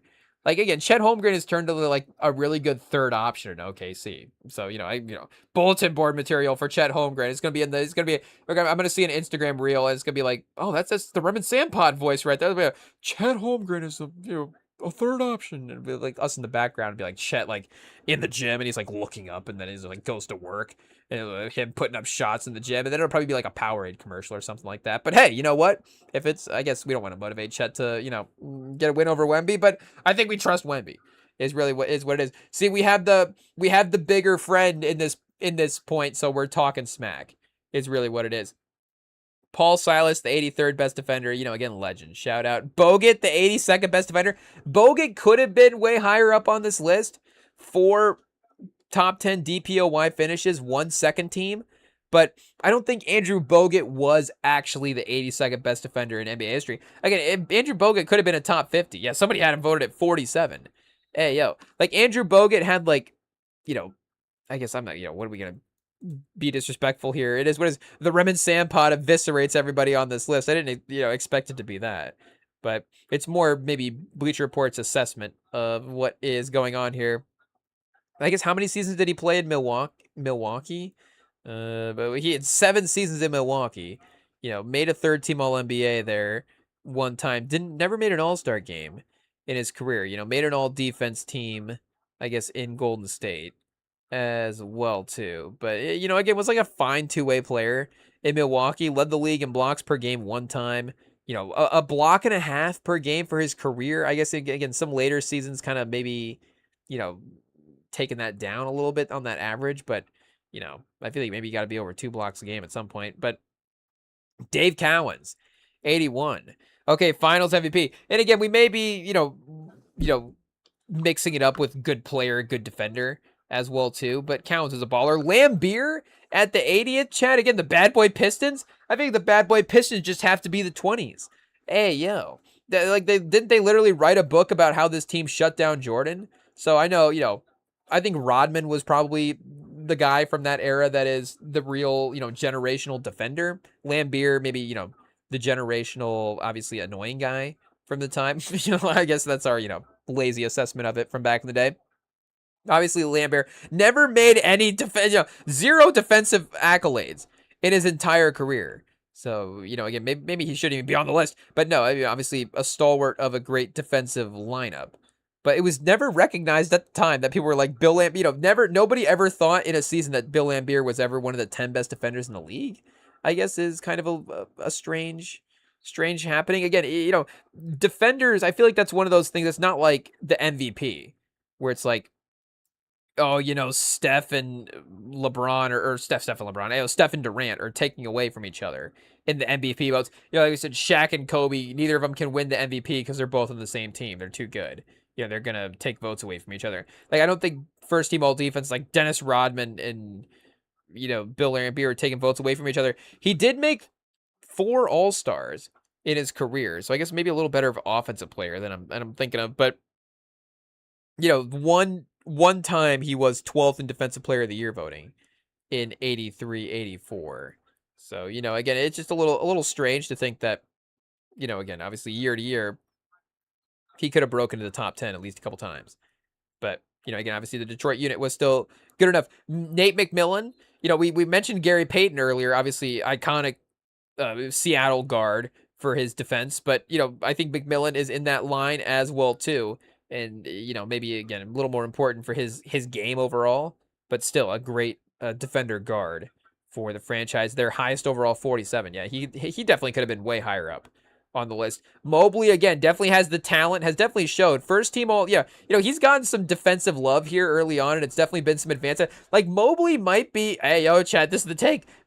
Chat, we're dying here. Our voice is dying at the end of the pod. It is what it is. If bear with us, I guess. Well, IT will use AI and make our voice sound cool in those moments. I don't know what the sound effect they'll use. IT will have to figure out what sound effect we want to use. Oh, we can use those every time we have a voice. We'll blame it on a voice loss crack. Every time we have a voice loss crack here at the end. Pause. That might be a pause. I'm not sure, but we'll just see if we can put the sample from Otis back over there. So if we just have another, Evan Mobley, chat, now I'm gonna, it makes it easier. I have to run the whole intro through my mind before I get there again. Bum, bum, bum, bum. Oh, you can't regret it no more. You regret it. Love, this time, happiness.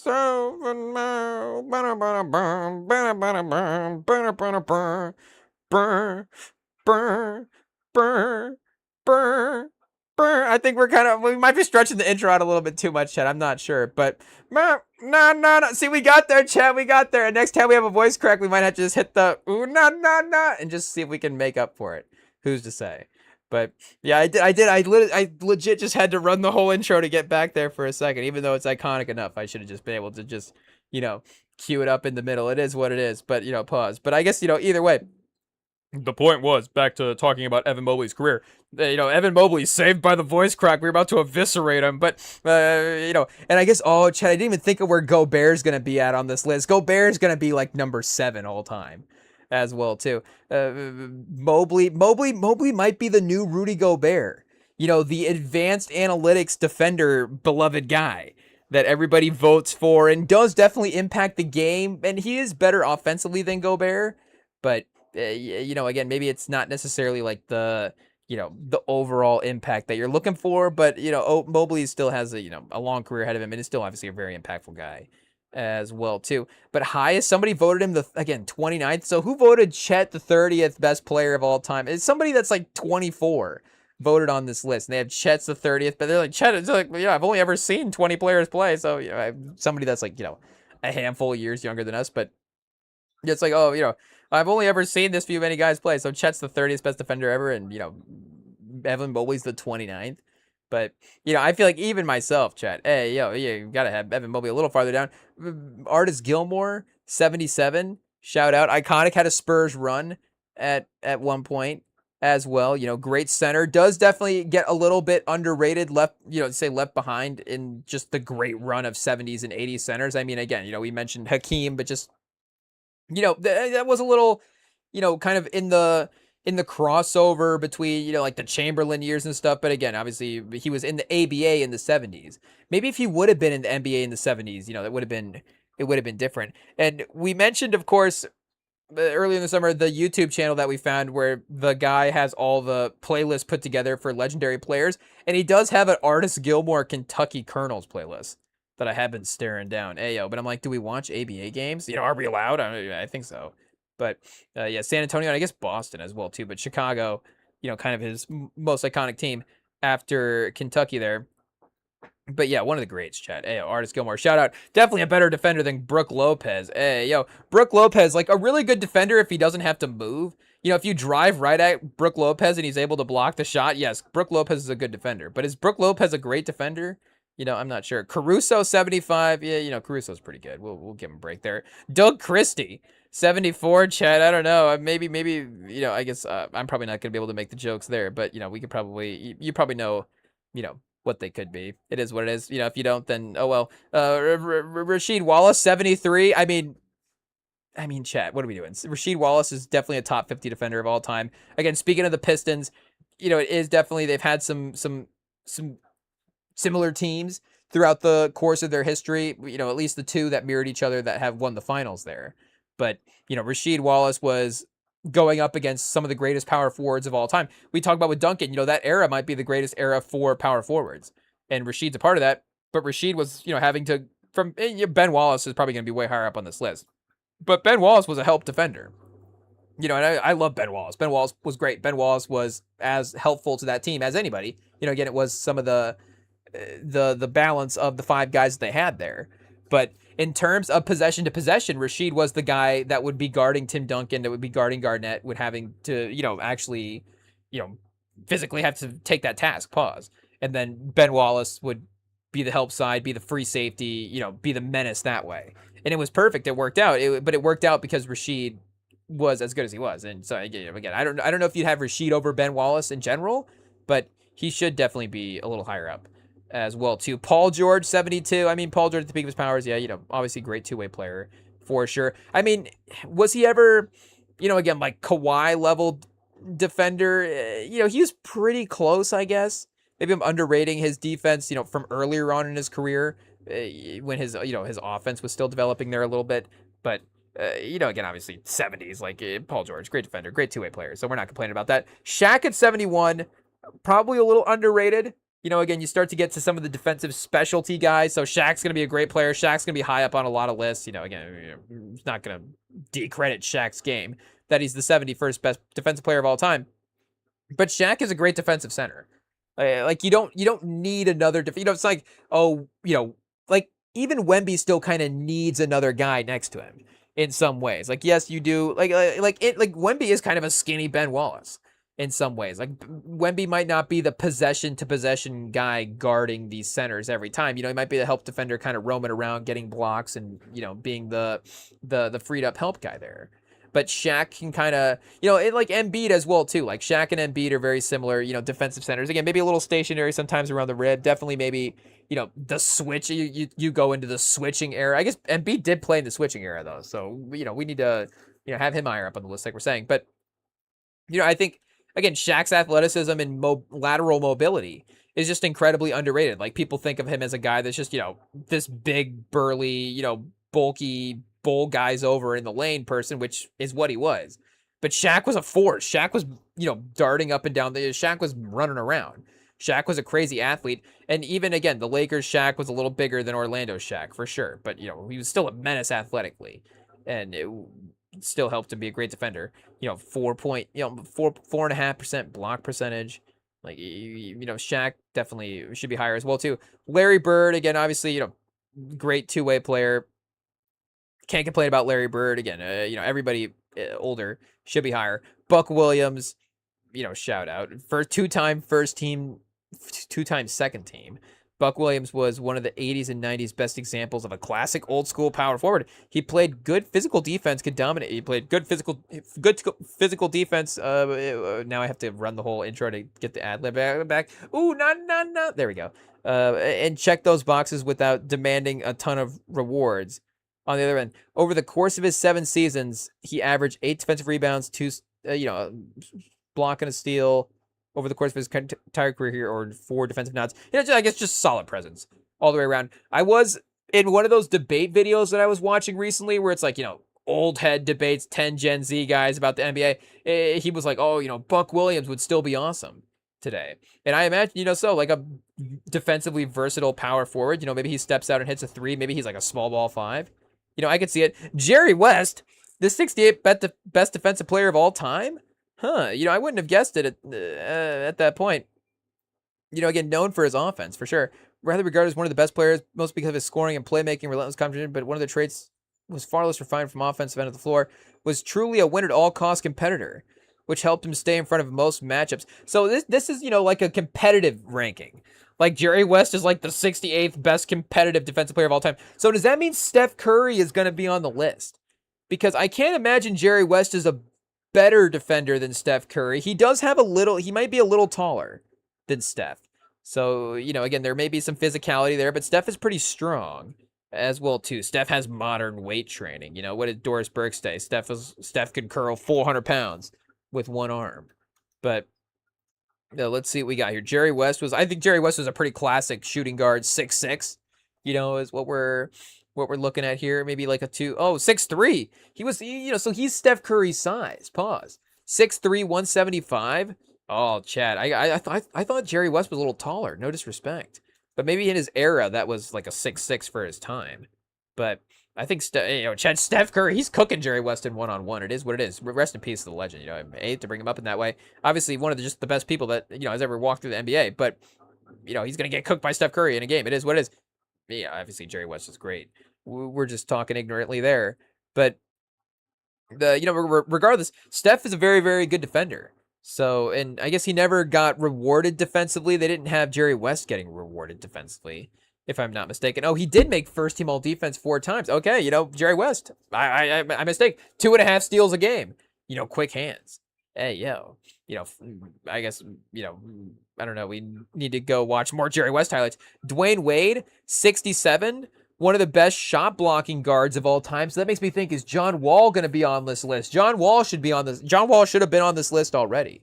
Hey, yeah, maybe over, you know, I don't know, who was a couple guys that I don't know who we could kick off this list, but, you know, John Wall could get on there if we're, you know, like a good shot blocking guard. Because like we said, you know, Wade is definitely there. So yeah, 67 for Wade. Mookie Blaylock at 66. A shout out. 4 second teams, 2 first teams. So some of the most just defensive teams that we've had here. Averaged least 2 steals a game in 11 of his 13 seasons. Led the league in the category twice. Ranks 4th all time in career steals per game. So one of the greats there. Oh, Charles Oakley, of course, you know, the great enforcer. His toughness, he definitely has to be there. Serge Ibaka over Charles Oakley. Oh, Chad, see, it's just, I don't know what they They do like them. It seems like they like the modern guys over the older guys. So maybe that's just, again, maybe me trying to be like a basketball, historian. Oh, I'm trying to be a good old basketball junkie. Like, I like the old players. But is Serge Ibaka a better defender than Charles Oakley? I mean, he's a better shot blocker at times. He had first team all defense, but I don't know, in a game, like I think Charles Oakley's gonna, knock Serge Ibaka out of the game. Is what's gonna end up happening. But Serge Ibaka's he's a tough guy. And he can step out and hit a three as well too. So they're get later, but he never mixed the game the right way. Like he was a shot blocking menace power forward early on, and then became like a stretch four. So Charles Oakley's game at least kind of defined, and I think Charles Oakley could have had a 3-pointer. Hot take, yeah. But Horace Grant, 63. So we haven't had anybody else from this Bulls era yet. We mentioned Jordan, Pippen, Robin already. Horace Grant, 63. So this is the first guy that we've had on the list from this Bulls era, and he's the 63rd best defender of all time. So this shows you that at least four players they had were top 60, but Rodman, Pippen, and Jordan way higher than 63. But again, those teams were, special on two levels. That is for sure. Rondo at 62, shout out. Two first team, two second team. Did we mention him earlier? Or was I just thinking about him earlier on my own? I guess I don't remember. Pause. But just in thinking of historic players like you do.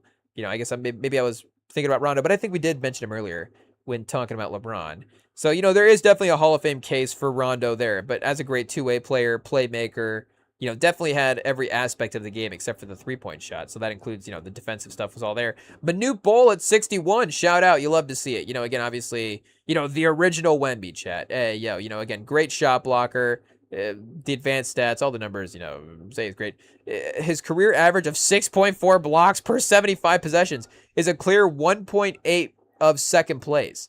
Or the same distance between second place and 31st.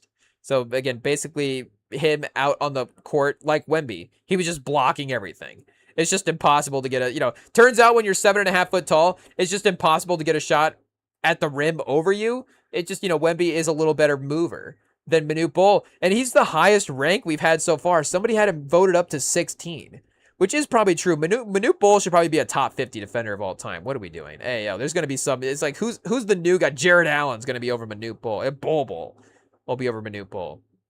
Again, Wemby should be over Manute Bol, but, maybe some other guys shouldn't be. Kevin McHale at 60.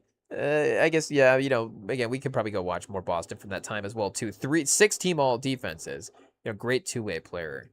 For sure. Definitely maybe a little underrated on that side. I'm not, giving him credit for that. Oh, there it is, Chad. Who did we just have? Manute Bol? Jaren Jackson over Manute Bol? Like, Jaren Jackson literally refuses to rebound. So I don't know, if that just makes him a better defender than Manute Bol. But his career average of 4.3 defensive rebounds, 4 defensive rebounds per game. 4. That means he literally gets 1 defensive rebound per quarter. I mean, we don't ever get like Stephen A here on the, like tread lightly how we make our comparisons there. But, again, we don't ever get like super first take, hot takey here on the pod sometimes, like, oh, let's, I guess as we just rip through this list and call out 100 players in a row. But, we never do that. But, hey, just any forward getting a rebound per quarter that's starting is a little insane. Like, you maybe got to be a little higher than that. Come on. But obviously, again, the help side shopping, like, maybe this is the other take. Jaren Jackson literally is like the same style of defender as John Wall. John Wall is just a guard, and Jaren Jackson is just a forward, so maybe he can block a few more shots. But it literally is like he is just a shot blocker. Like Jaren, like John Wall is a good defender as well too. But I don't know if Jaren Jackson's like he's locking up forwards throughout the course of a game. Like he'll swoop in, like Hassan Whiteside or something like that. But he's a good defender as well too. Shane Battier, 58. This might be the best ranking they have as well too. Really good defender, highly impactful, underrated.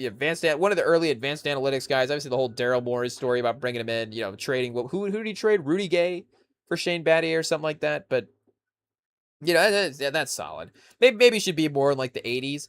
Again, we got Shane Battier over Buck Williams. We got Shane Battier over Kevin McHale and Larry Bird and Manute Bol and every Hall of Famer ever. But shout out, Shane Battier is fun.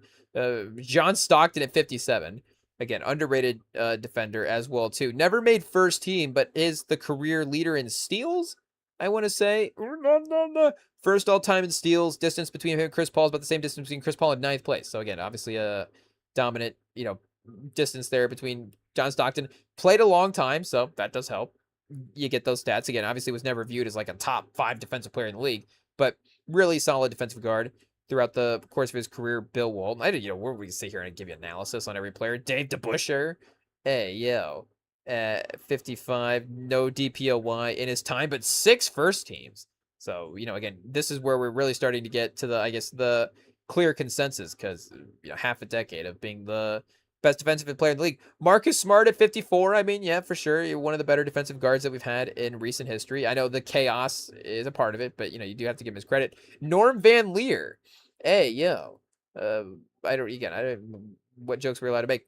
From a great perimeter defender to another, Norm Van Leer played first 4 years of his career before the league counted steals. Oh, so there are some years, I guess, that he could even, have some boosted stats as well too. But just his entire career, 3 first team all defense, 5 teams all second. So yeah, we're seeing the defensive accolades really start to stack up here as we get into the 50s. Tayshaun Prince, okay, that Pistons era, starting to form out a little bit more. Maurice Cheeks, 4-time first team defense, first, 1-time second.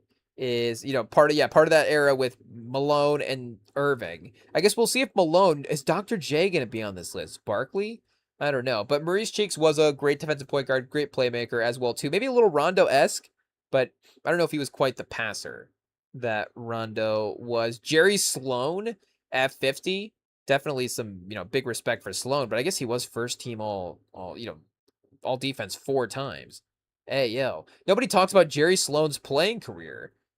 Looks like Spock, but I guess, great defender. Sean Marion, 49. Marc Gasol, 48. Are we going to get two Gasol brothers in the top 50?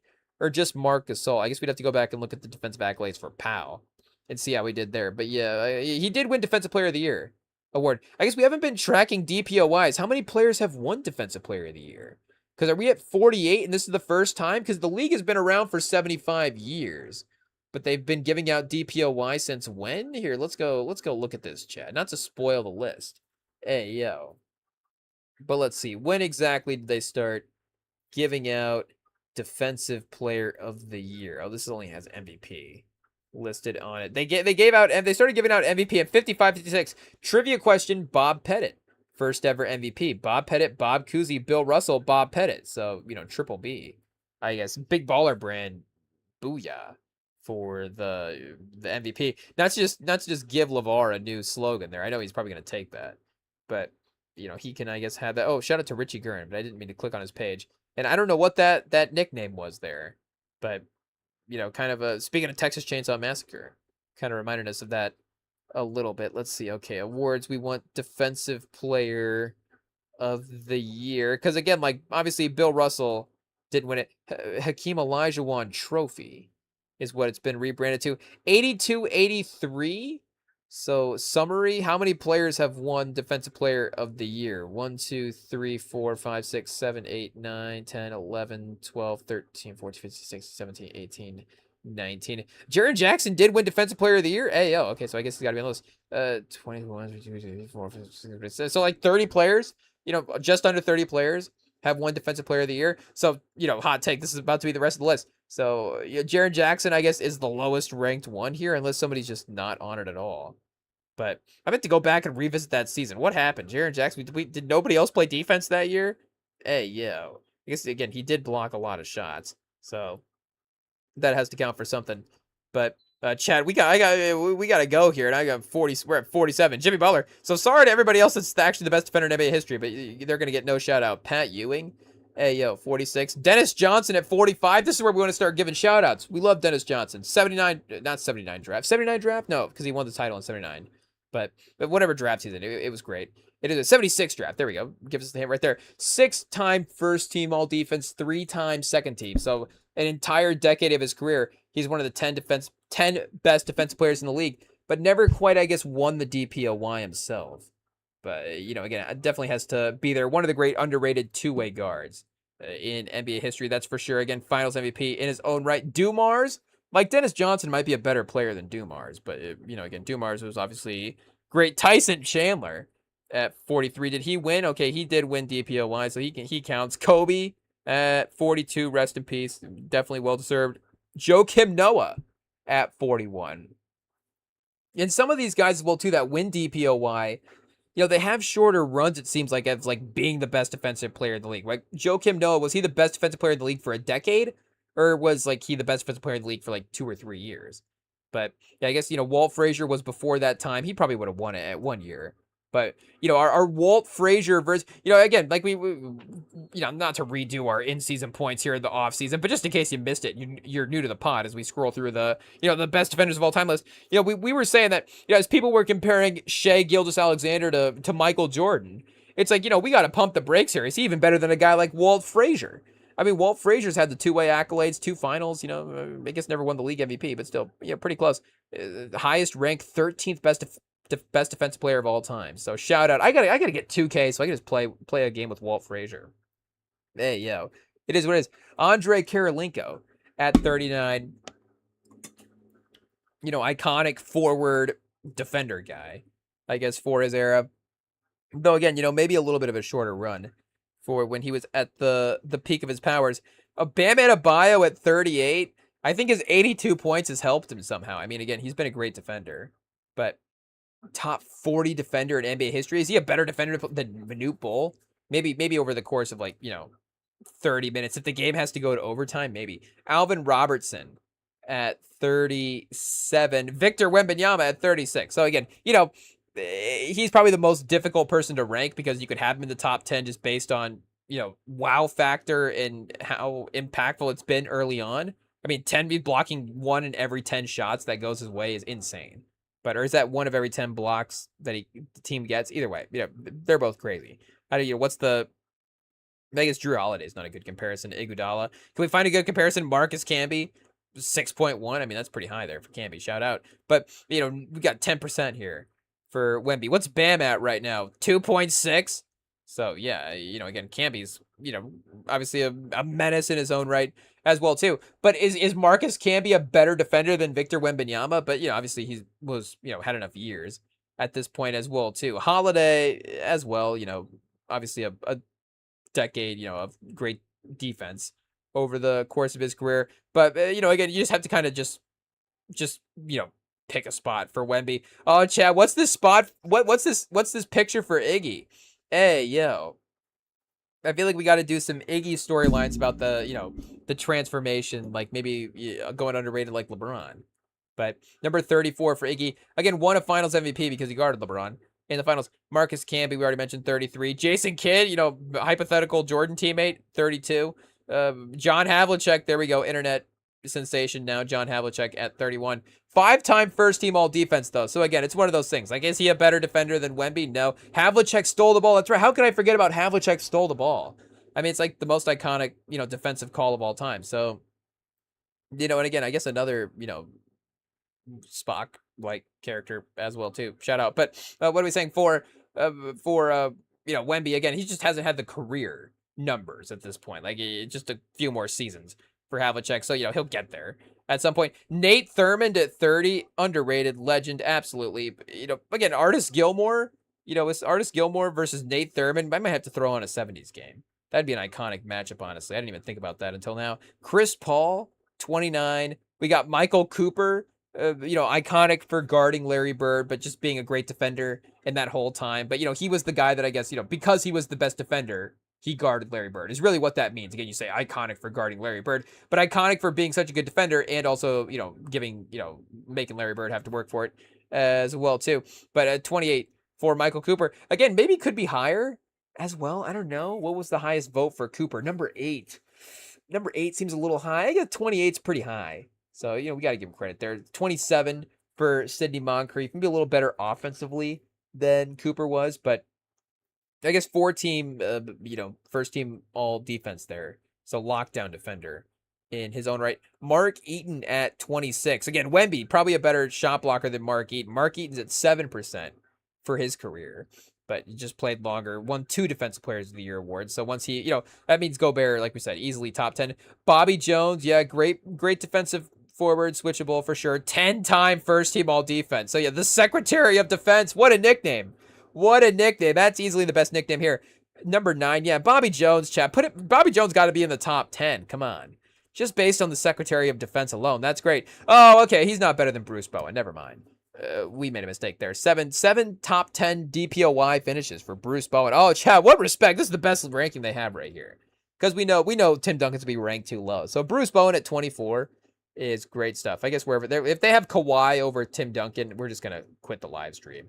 It is what it is, and not even see who the rest of the list is. Tony Allen at 23 gets the MJ number there. LeBron at 22, just should be higher. It is what it is. This is just the hot take of, like they did with Shaq. They're like, we can't have every, the list has got to look different than the best player of all time list. They're like, we can't do the best defensive player of all time list. They're like, number 1, Bill Russell, Michael Jordan, LeBron James, Kareem Abdul-Jabbar, and Hakeem. It's just the same players as, the list. So they're trying to make it a little bit different. That's what we have to get Rudy Gobert up there, Dennis Rodman up there, we have to get, I guess Manute Bol's not going to be up there, but Gary Payton will be up there. So, again, Kawhi will be up there. So, Scottie Pippen. So, again, the list has to look a little bit different. Is Kawhi, I guess Kawhi and Pippen maybe are slightly better defenders than LeBron. But if we're talking about 21st century wings, I guess Pippen not even in the 21st century, 21st century wings, maybe Iggy, but LeBron and, it's basically Kawhi is the only one that's better than LeBron, definitively.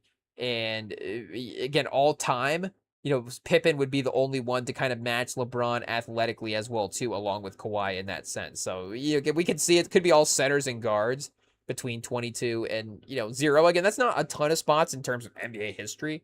But yes, LeBron is obviously, better than that. And 5-time first team all defense, again, a little underrated for himself as well, too. But his highest vote was 16. So kind of, similar range there for LeBron. People just kind of throwing his name on the list after, ranking all the great players.